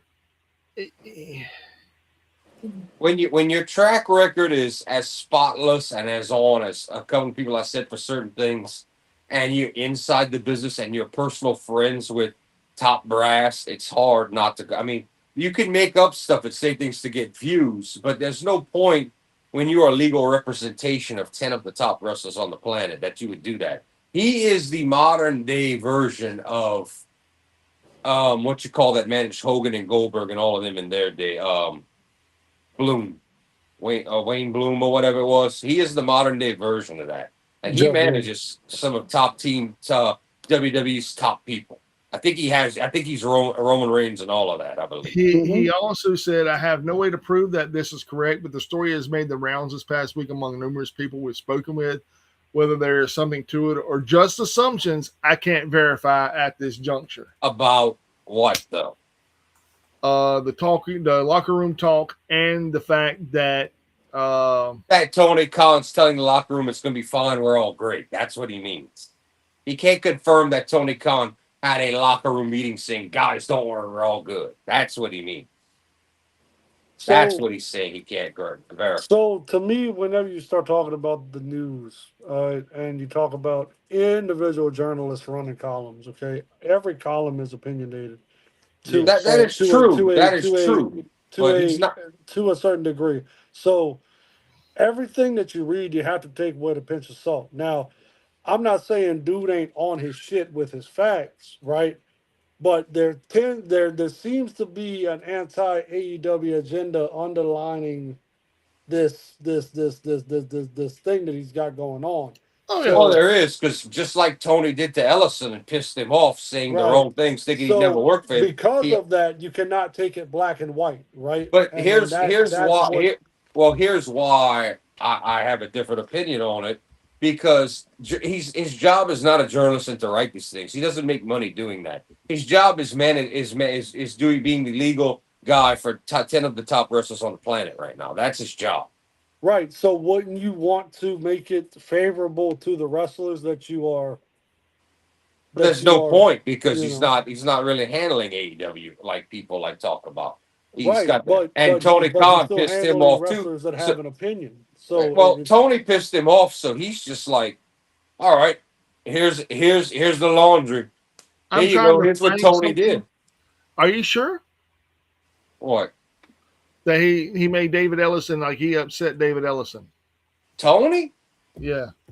Tony said multiple things, and one was really bad. That he made online jabs, and he like just being cocky, being stupid, and eventually, because Tony thought he was gold with Turner under Warner Bros. Discovery, all of that, and guess who he's got to bend the knee for now?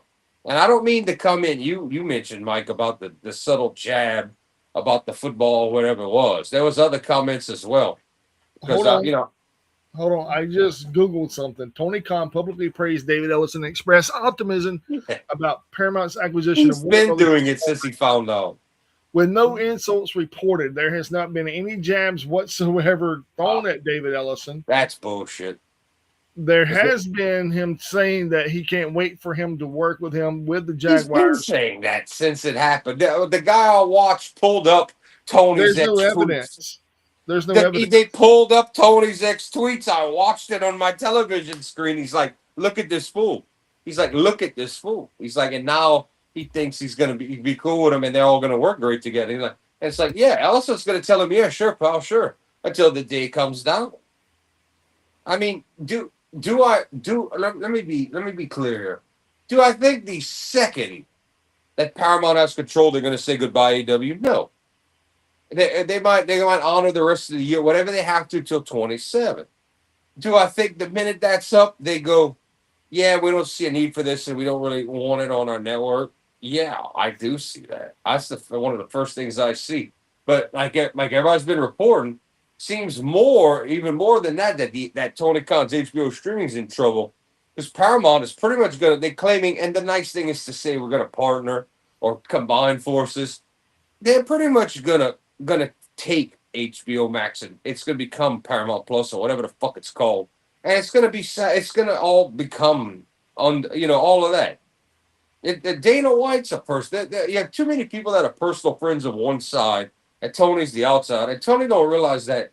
Yes, they have to do with you for like football or the Jacksonville Jaguars. You're part of the NFL. Yeah, people have to deal with you when it's that, but that doesn't mean your wrestling company is guaranteed when you're not the most profitable and it's not the greatest money making thing. That's the issue. We're gonna have to wait and see. Who is the big guy over at TKO? The big guy. What is his name? Ari Emanuel. Personal friend of Vince's for years. Yeah. I mean, him, Nick Khan, Ellison, they're all like that. Those guys all eat together, if you get what I'm saying. Tony's the guy that they kind of, sure, yeah, but he's a kid on the outside. And WWE's been trying, well, I say WWE, TKO, the whole goal is to lock him out, and they're all buddy. Just like Tony manipulates the media and pays people off to write stories he wants. He's got Dave Meltzer on his payroll. Dave's the biggest cocksucker there is for AEW. Now, fuck everybody. And he spoils all WWE news, but shuts up when it comes to AEW reveals. It says this and hates evil because Tony Khan said he didn't like evil. Doesn't like Hiromu for some reason, which makes no sense because Tony Khan, for some reason, didn't even have interest in hiring her. I don't know why. But Tony's trying to play media buddies. These other guys are playing business buddies. And the goal is to lock Tony out. Oh, okay. He's trying to zoom in. No. All right. So what I came across, it's several different people. There's newsdifused.com, Yahoo Finance, and they're business associates and allies in the entertainment industry, but there's no public evidence that they are personal friends. Sure. I'm trying to do every fact check I can.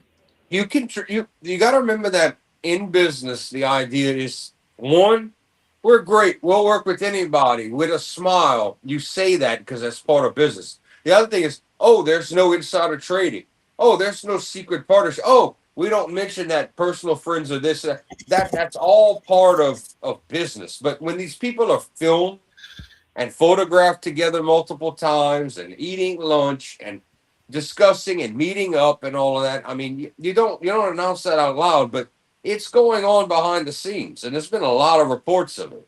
I mean, it's what it is, and that is how big business was. That's how people like Ted Turner, who once owned Turner, got forced out of his own damn company by a bad merger and a buyout, and he became pretty much not even a face man. Got relegated to an office and with no say so over anything. And let me read this. This right here backs up what you're saying. This right here is backing up what you're saying. You want me to read it? If you want. Is that David Ellison and Ari Emanuel are business associates and allies in the entertainment industry, but there is no public evidence that they are personal friends. Public reports indicate that Ellison, CEO of Skydance Media, has been in close professional contact with Emanuel, CEO of TKO Group Holdings and WME Group. For example, in April of 2025, Ellison was photographed ringside at a UFC fight in Miami with Trump and others and was described as a guest of Emanuel that night. Both are Jewish, and Emanuel has publicly supported Ellison's bid to acquire Paramount, calling him a natural acquirer and noting that everybody is in business with him, including Amazon, Netflix, Apple, Paramount. Look, read that one more time. Yeah. Amazon, Netflix, Apple, Paramount, Disney. Yeah, that's a hell of a wall against any kind of competition. That's what you call everybody's. That's some cookies you want to share. But you need the competition. Yeah, in a 2025 podcast, Ari Emanuel discussed business matters with David Ellison and Donald Trump, indicating a working relationship. However, these interactions are framed in a professional business context rather than as a personal friendship. There are no credible sources confirming a close personal friendship between them. Right. In summary, Ellison and Emanuel are connected through shared business interests and public appearances, but available information does not confirm a personal friendship. That is correct, and honestly, it is more of a business partnership between those two. But Nick Khan I mean, is a big player, whether anybody wants to admit it or not. And is, the guy is a law firm, did work for a law firm. He is, I mean, look at who Ellison's closest personal advisor for the last 15 years has been. We talked about this last week, but you know who it is. I mean, there's in business, you never say, "Oh, this is my best friend." Well, we do what's in the best interest of the company. We work together, but they're all, and Trump as well. They're all. I mean, Trump says, "Yep, you can do that. It's on." They're all, and Dana White too. They're all shaking head. They're all singing "Kumbaya" together, bro. And that's in business. That's how you do it to gain power and to do what you got to do. And Tony doesn't have that. He might have some deals where people can buy people from one of these or things like that. But Tony is not one of the insiders with all these guys that all eat at the same table. That's what I'm saying. So the one thing that I'll say after hearing all this and digesting all this stuff.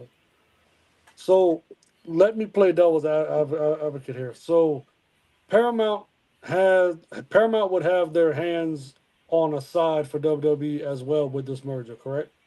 Mm-hmm. Okay. Yeah. So why wouldn't you take the two companies that are quote unquote rivaling with each other within the country, all right? And you still keep the competition hot under the same umbrella by I can answer that. deviating by deviating the like you're separating them under the same umbrella, and you're going to keep them both Two completely reasons. worlds apart and keep them running hard against each other, but at the same time you're still making money off of both Both. avenues going up. Two reasons. Two reasons, Josh. One, AEW is nowhere near as profitable as TKO WWE. There's no point in a competition because it won't draw enough money when you can monopolize and have everything. Plus, all those lesser contracts. There's no more. You end up you're making more money than fighting a fake competitor, even if you own the two. And the other But reason if is you're changing, if you're going to change the model with the buyout, right? Like yeah. Tony's not going to have a But fucking, there's you know, one legal thing you're forgetting, and this is all through history. I promise you, even though Jerry McDivitt is retired, mhm. WWE and TKO, even WWE before TKO did this, they're famous for it. Having the best legal team is always a winner. I Oh yeah, guarantee you it's in their contract that no other wrestling entity can be broadcast on the same platform or format as I promise you it's in their legal shit. right. But you're keeping them separate, Jordan. That's what I'm saying. Not if they're both under Paramount. That's not They're separate. not. They're not. Only UFC is. So even if you would bring AEW programming onto Paramount's Turner will be own owned by shit, Paramount. it is separate entities still warring on like so you keep WWE with Netflix and Peacock, right? And then you would ESPN. keep then you would bring in AEW, change the upper format, and build on the company like TKO is doing with WWE, and you keep the two side warring sides building while Here's still profiting off of both. yeah, but it's really not more of a profit when they would be sued by TKO WWE by breach of contract How because would how would that be a breach of contract? the Turner networks and HBO Max will be owned by Paramount. Mm-hmm.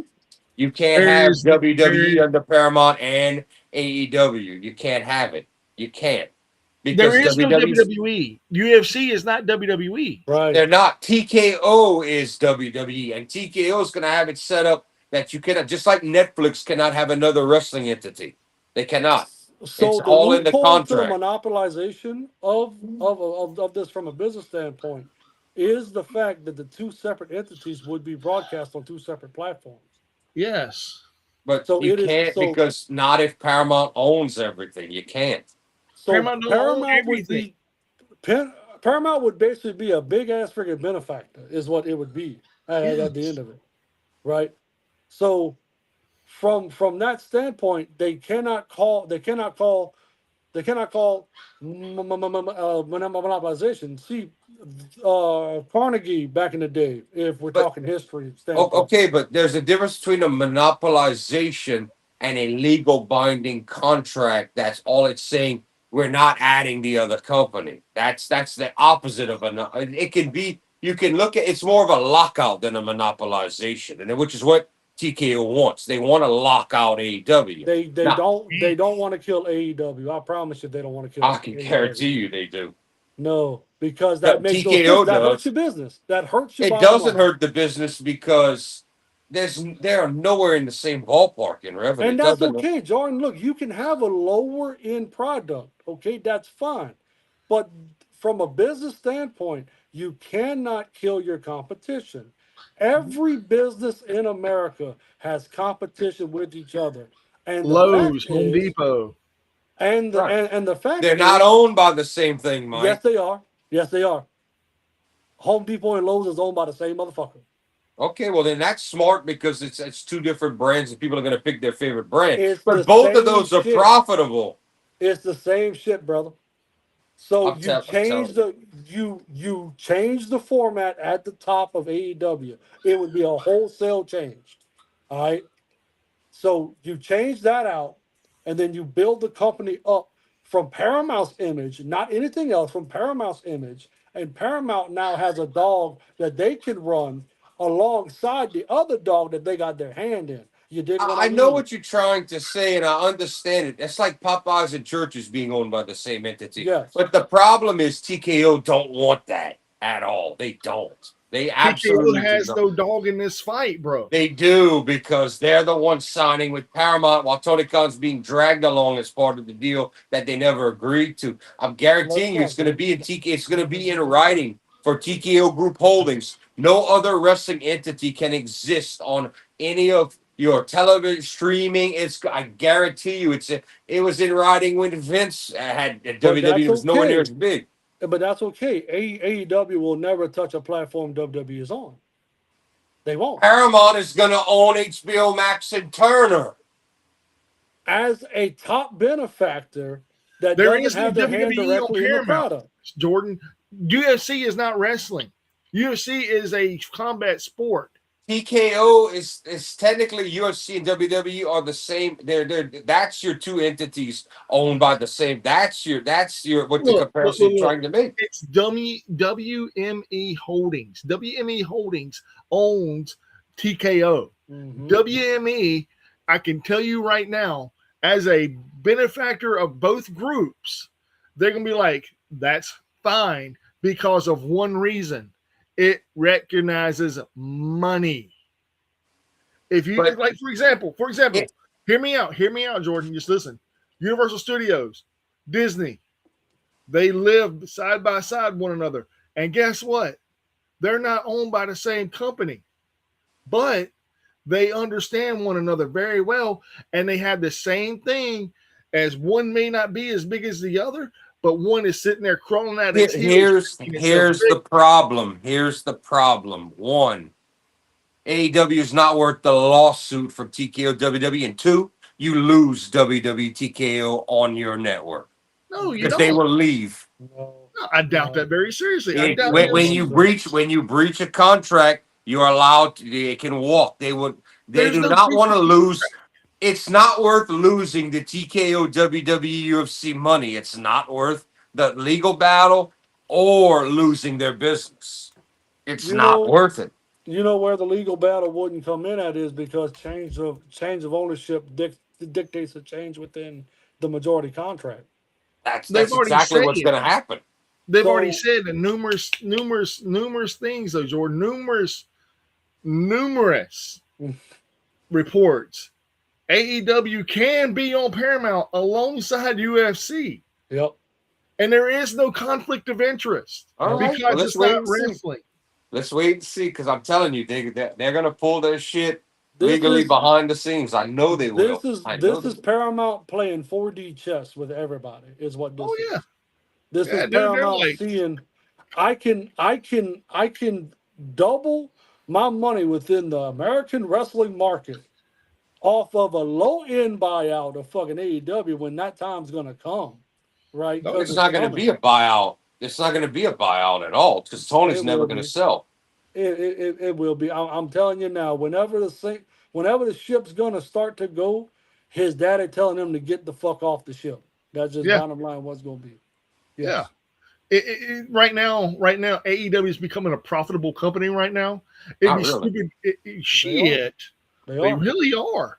They are. Look Dude, at they just sold out they their made a last pay per view. they made a measly 10 million off of Double or Nothing. That's it.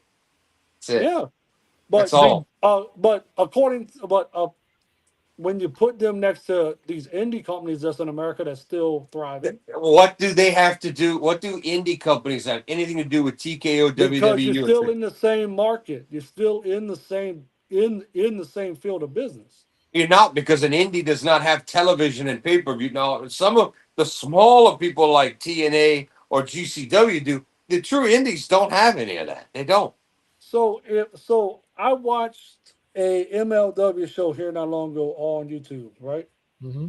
So they have some sort of media Yeah, exposure. but MLW is not that's not indies. The indies are below. I mean, you got to go Is it below though? NWA. No, Is it? MLW is an indie. MLW It is an is an indie. indie. NWA is an indie. Um, who else is They it? are they independent promotions, but are they true wrestling indies? No, they have streaming deals. They have their contracts are way lower for their talent because they don't have the money to play But like the once two again, big. though, Jordan. But once again, though, if that's the case, though, you would ballpark MLW with a AEW, same business field. All I right. don't know why. I don't So know why Tony hasn't tried to partner with them. They are according partnered with them. to They have CMLL and Where's the MLW talent on Dynamite? they they're don't not have they're not dude. there. They're not going to have it there because Baron Corbin tried a dark match there, and he's like, "No, we're good." Right. He wasn't But signed to MLW yet when he did that. He hasn't been signed to MLW with on a pay per appearance deal. That's Yeah, most of all these companies are. TNA has more of their TNA's people. almost damn near the same shit. Yes, it's basically an independent and an indie company now. They are, but Whenever- none of those companies are ever going to come close to scratching Tony Khan's nuts, let alone a TKO WWE. It's not going to happen. so I will say TNA has now truly become a subjugate wrestling company. That's what it Yes, seems to me. They are a subjugate of WWE now. It's Yeah, just like, the only reason you know, WWE has them is because of AEW to stop, and no, it didn't hurt that it didn't help, but it didn't hurt that Tony Khan kind of they had a falling out. TNA and them are not partners anymore. He tried it, but it doesn't. It he WWE is only making these moves because Tony declared wrestling war. If none of yeah. that would have happened, you would not have. It's gonna come down to y'all are gonna. There's gonna be no freedom in the indies or anything, and they're gonna have to. You're either gonna have to serve Tony Khan or serve Ari Emanuel. That's what's coming, and it's gonna monopolize the business. ROH is dead and bought out. NWA partly killed themselves. Tony Khan fucked them on the deal. I mean, AAA has been bought by WWE now. It's New Japan has now been sold because New Japan lost their talent because Tony raped them. There's no way around it. It's killing. I said it was going to kill the business, and it is. Now, if you like those two and everybody's sucking their dicks down the line in the world, that's fine. But you're not gonna. GCW eventually won't be able to survive Well, as that's much as well, you love that's them, Mike. well, that what you just said. That's what Paramount's looking at. That's exactly. No, I'm not taking up for him. Yeah. Paramount's whole idea is to stranglehold everything. Not that the whole reason they have spent the last so many years, ESPN, freaking all of the partners. The idea is to get everybody on one team and fuck Hmm. Tony Khan and AEW because they want to kill it, not because it's more profitable or a real challenge. They're just gonna lock him out because they want the monopoly. But in the same breath, Tony's helping to kill the indies. Because he at least WWE's making AAA a success and got TNA a TV deal. Tony Khan does nothing. He refused the damn TV deal for ROH when they offered him. He's done nothing to help any indie. CMLL isn't better off because of Tony. And WWE did approach CMLL first before AAA for the buyout. They said no. Fine, fine. I love CMLL too. I'm enjoying what I'm seeing on AAA that Triple H and them are putting together. I Hmm. mean, is it still AAA WWE? So what you don't realize though is AAA approached TKO and said, "Hey, we want to sell. Do y'all?" Yeah, they were hurting. I didn't realize they were hurting at the time that bad financially. They were. Yeah. They were ready to unload the product, but they heard that their arch enemy CMLL had been approached by WWE. So AAA's like, "Oh, we want to unload and we want to get this loss off." Okay, hey, y'all want to buy it? We'll sell. Y'all want to buy it? That's what happened. But AAA is now a success with packed houses. They're not on. They're not in the dirt in the chickens anymore. Wrestling, true story. It's actually a success now, and now they're going to be on United States television with English commentary once they score them a deal. Right, but Which that's a double-edged sword because okay, we all we went on, Josh. Me, Mike, and other Josh all said we want more lucha. We want CMLL AAA on. We want them to tour America. We want them to come here. We want to see more. Okay, now we're getting that, but it's under a WWE banner. So you want to love it, and you want to kind of be like this kind of sucks at the same time because it could help to hurt the other. So it depends on what you like and you don't like, but it's all turning into a massive monopoly. And I don't like it at all that it's turning into a monopoly for either company, and that it's going to be two entities everyone answers to. Japan. This has forced Japan into. They have true indies over there that are way down. Some that make a little more, but now we're looking at Noah, New Japan, TJPW, which is the second biggest women's company over there, and DDT, all under one banner. They're having to monopolize because of what's happening here. So that eventually, either a partnership is formed and WWE grabs them with a halfway, like 25% of some bullshit, or the Japanese government's like, no, we're not going to do that. But in the same breath, let's not forget what happened to Pride. They found out a loophole, and Pride was sold to overseas outside of Japan. So Japan has it within their thing that no outside company can own anything within. But look what happened to Pride. Right. So you call it a partnership, you call it whatever you want. But the same thing that WWE is trying to do in absorbing these territories, if you want to call them that, it's really around true. The world, right? It's true. Is the same thought process behind what we just went behind. WWE can sit underneath the umbrella and be the umbrella for all these other companies. That's exactly. And all of their profitability ends up coming back to WWE at the end of the day and TKO. So just you have that facet of the tree. Paramount's trying to get at the top of that bitch where it starts. Yeah. And then have WWE this way, AEW this way, and let's see how far we can go down the line. And it ends up being the most profit goes to the top. Yeah. Well, that's easily WWE. There's no way around that. It's not even close. Well, we know that, Jordan. We're not debating that part. But what we're debating is how do you keep AEW is not going nowhere no time soon. We got at least another year and a half of them. And even at a buyout, Mike, you just change the top end and you keep it rolling. That's all it is. Yeah, for example, if let's just say this,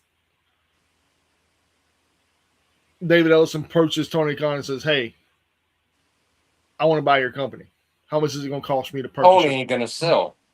He don't care how profitable it is. It don't matter. Just hear me out. Mm-hmm. He says it'll cost, I don't know, $2.6 billion. $2.6 billion. You know, that's a lot of money. That's stupid. They ain't gonna pay that much for that company. Comes up with the check. But Paramount be like, all right, cool. You know why they pay that stupid amount of money? I'll tell you 3 reasons. 1, it kicks Tony Khan out of power. Mm-hmm. 2, it keeps them under the umbrella of their network. 3, it helps what J-Rod just said. It helps motivate your roster. 4, and the big one, you save money by dropping contracts when you have no competition. You don't have to pay. You don't have to pay. Right. You still have WWE competition, but WWE does it's not going to have be to level. pay for their own talent what they do now without No, an right, AEW. right. So you're gonna have a lot of AEW talent is gonna want to jump ship because the pay is gonna change at that time, right? So Yeah. that's whenever the long term renegotiation is is gonna take place. These AEW guys that are true blue AEW guys might turn around and get 8-year contracts, and Well, no one you gets get an your work 8-year here. contract. I mean, No, that doesn't I'm happen. telling you, 3 to 5, 3 to 5. right? Yeah, But the, three to but five, and there without may be a longer contract involved to keep them because of the money, the money, the money freaking Doubles. disparity. yes, but You know, In the same Brit, Josh, you don't want to. Let's take an A wrestler, all right, and let's say that he's going to make 2.5 million over the course of 3 years. Okay, like a top guy in WWE. hmm You don't sign him to an 8-year deal if you don't know if he's going to be injured, hurt, or his value goes down, where you could pay him less. That's why they don't do 8-year contracts. well, so regardless of that, let's just say 5 to 6, whatever it's going to be. There is going to be a extension on the time to try to make up for the gap within the pay. Hmm. Not if there's no AEW. Everything will drop. You They're don't still have in to hope. AEW. They're still in AEW. Right, right. Which I That's what mean, I'm saying. to be honest, it can be as unprofitable as it wants. Tony will run that thing like an indie until he decides he doesn't want to do it. Shad already said, if he's going to waste my money, I want to see it while I'm alive. That was Shad's first words But when he bought. Shad is still where the buck stops. I don't give a fuck what Tony says. Shad's where the Well, buck stops. well, you have to. Well, Yeah. here's what really happens there. As much as Tony they made out of money, AEW still has a budget. Tony still has a budget he has to work off. Right. And like we just said, Double or Nothing made $10 million. All right. So let's go ahead and put, I mentioned this the other night on the show. Let's take Okada's contract, which is about 3 million at least. And let's put Mercedes 4 or 5 million up there. All right. There goes your $10 million, damn near with two wrestlers. That's how why Right. they're not profitable. But it's stretched out over time though. So That's only over a 3-year period. that 10 million is still seeing green though for the Well, year. the problem is now Tony doesn't have that money to invest in. You have to pay the venue. You have to buy all the pyro, Which is all of the electron. All that's why it operates at a loss. The only reason they report a which is gain is why a Paramount pickup would make a hell of a lot of sense. well. Here's where the money comes in. Those 2 hours on Dynamite. That's $2 million just from ad rev. You make about a million. Well, WWE makes a million an hour. I doubt Mhm. TK can gets paid that because the product is not that desirable. Your money is television. Yep. And now internet ads like Netflix do and all. That's hmm where the money is. The idea is from TKO is to force Tony Khan out of that market to where his income. That this is the whole reason when Bischoff was going to get WCW with his investors. He had a team of investors that were going to buy the company. All of a sudden, they told him he was going to have TBS for 2 hours with his new show to run a Nitro. Then they told him, no, we're not giving you TV at all. We Right. reneged the deal. There's Right. nothing you could do legally about that. That's who it is. You can't argue them that you can't fight about a contract. There's nothing you can do. And Bischoff said, well, now the company's not worth $15. So of course his investors all backed out. And back to WWE's smart legal business, just because of the Hall and Nash lawsuit, they had it written in. If there's ever a sale of the company, WWE at the time Titan Sports would get first crack. And that's how they got it. And then I know TKO is going to have it legally listed that no other wrestling entity can be involved in the company they're streaming on, broadcasting on, whether it be television network, online streaming service. I already know that's what's going to happen. That I guarantee you that's in. It's been like that for forever. This But is how the they threat. This is how they threatened Starcade back in the day. They told the cable networks, "You carry Starcade, we're not letting you run our pay per view," and everybody pulled Starcade and said, that "Fuck it." was that was back before everybody got in everybody's pockets though. Well, These WWE these pretty much got in their pockets by doing that. these They these pretty much these locked them these out. these streaming services are all It's all fucking relative now, baby. You know what I mean? It ain't. Their competition, the biggest competition today, and why people are getting so angry with streaming is you have to have a difference. No one service carries everything everybody wants to see, and Right. that's why the consumer is pissed. The biggest complaint today by the consumers is they have to have so many streaming sites because, and they're like, why can't we get all this on one or two in monopoly? That's the people actually want a monopoly, the consumer, because they're sick of, oh, I have to buy this one to get this show and this one to get this show and this one to get this, and they're like, it's fucking sickening. And that's the big complaint. You can go read that on message boards online. The consumers are complaining because it's like the opposite of wrestling, where we want to see a bunch of companies and at least be good. They're like, no, we don't want them all. We don't want all these streaming options. Like we're sick of, oh, I need one show on this one, So one you show just on this one. so the bottom line of it is you just said that wrestling needs competition. If this Does goes down, if this goes down the way it goes down, the two parties of which we're talking about will never cross paths on an actual platform. Yeah. yeah. That's where that was my whole argument. That's why, from a business standpoint, Paramount's gonna do what they're gonna do, and they're gonna come out smelling like a damn rose. Is the Yes, bottom line. What it's gonna and be. this time around, the WWE product, unlike when WCW went down and there was no one and they sucked and they coasted, this time they're gonna have multiple options like a AAA, like a Japanese company, eventually like a UK cup. They're gonna have those options, so now you won't be stuck and you're not gonna need anyone else.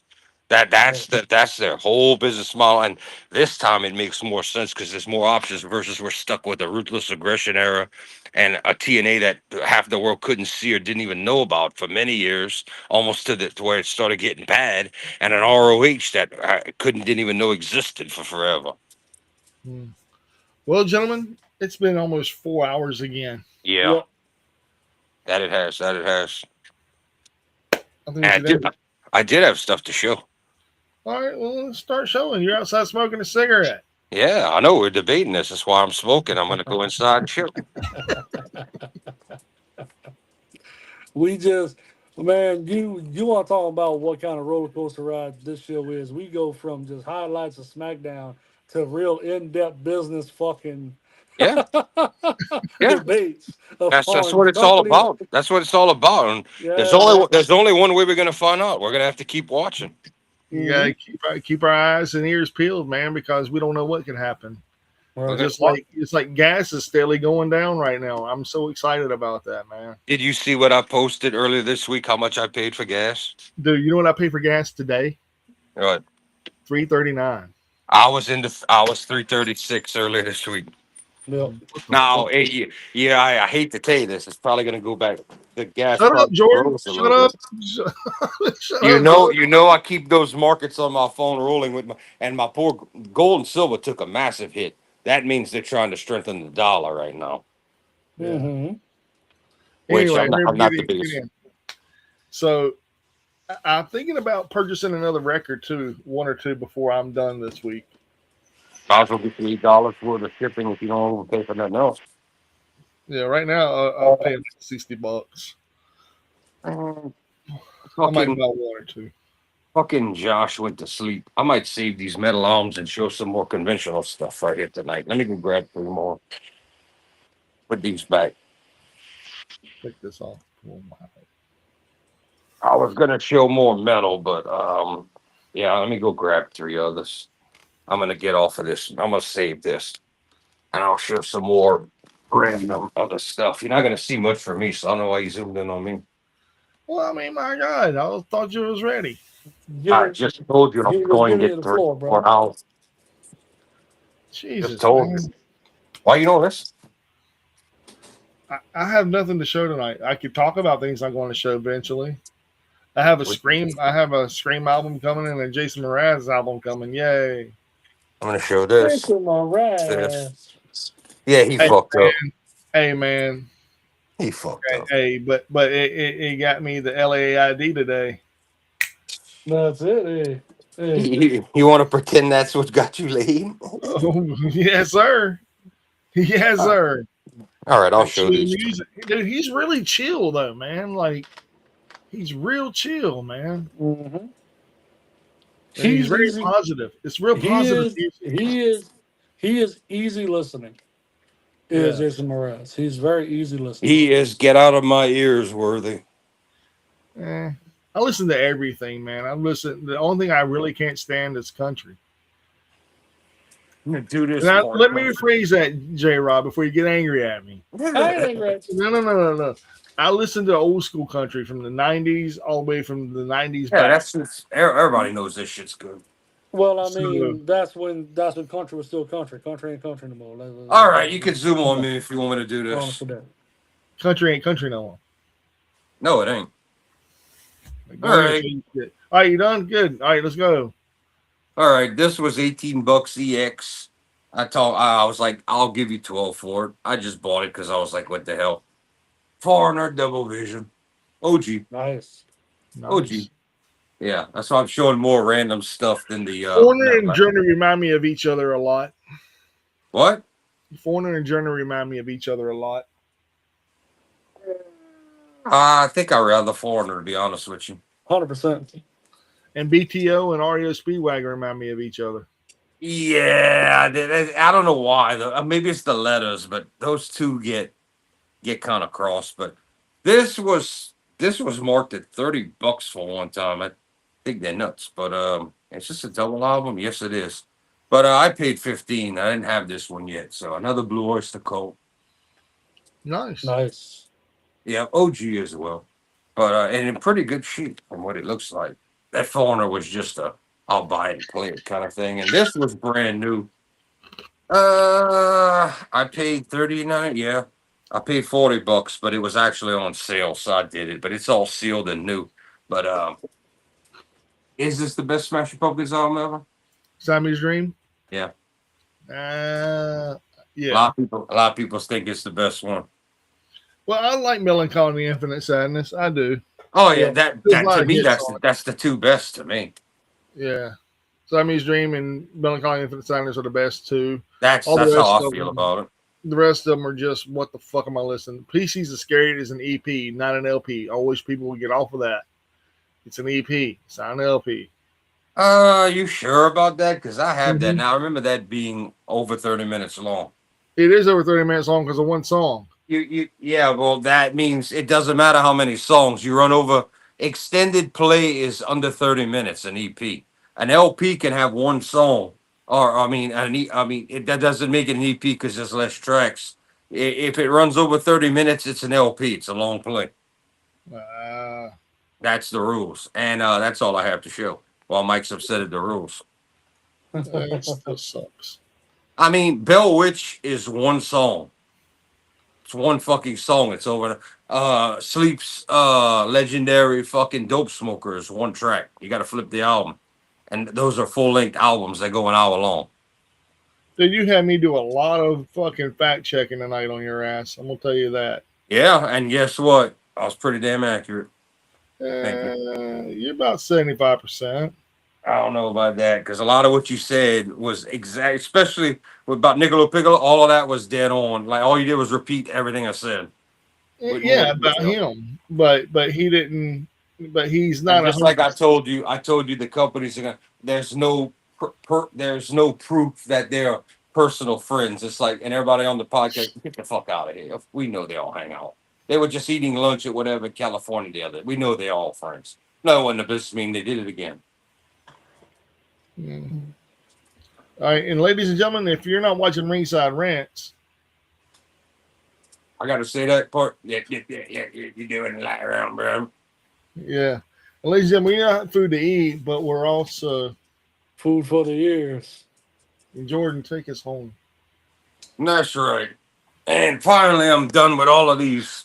1, 2, fucking 3 pages of notes and stories and all this crap after a 4-hour fucking show of SmackDown, crappy TNA, debating about the business side of things, all kind of news out the ass. But always remember, what's mine's mine, yours mine too. Ladies and gentlemen, as always. Yep. Thank you for watching. Don't forget, like, share, subscribe if you're still on. We forgot to say, slam the Dusty Rhodes elbow down. Hit that like button. Yeah, and ladies and gentlemen, anybody got fun facts? No fun facts?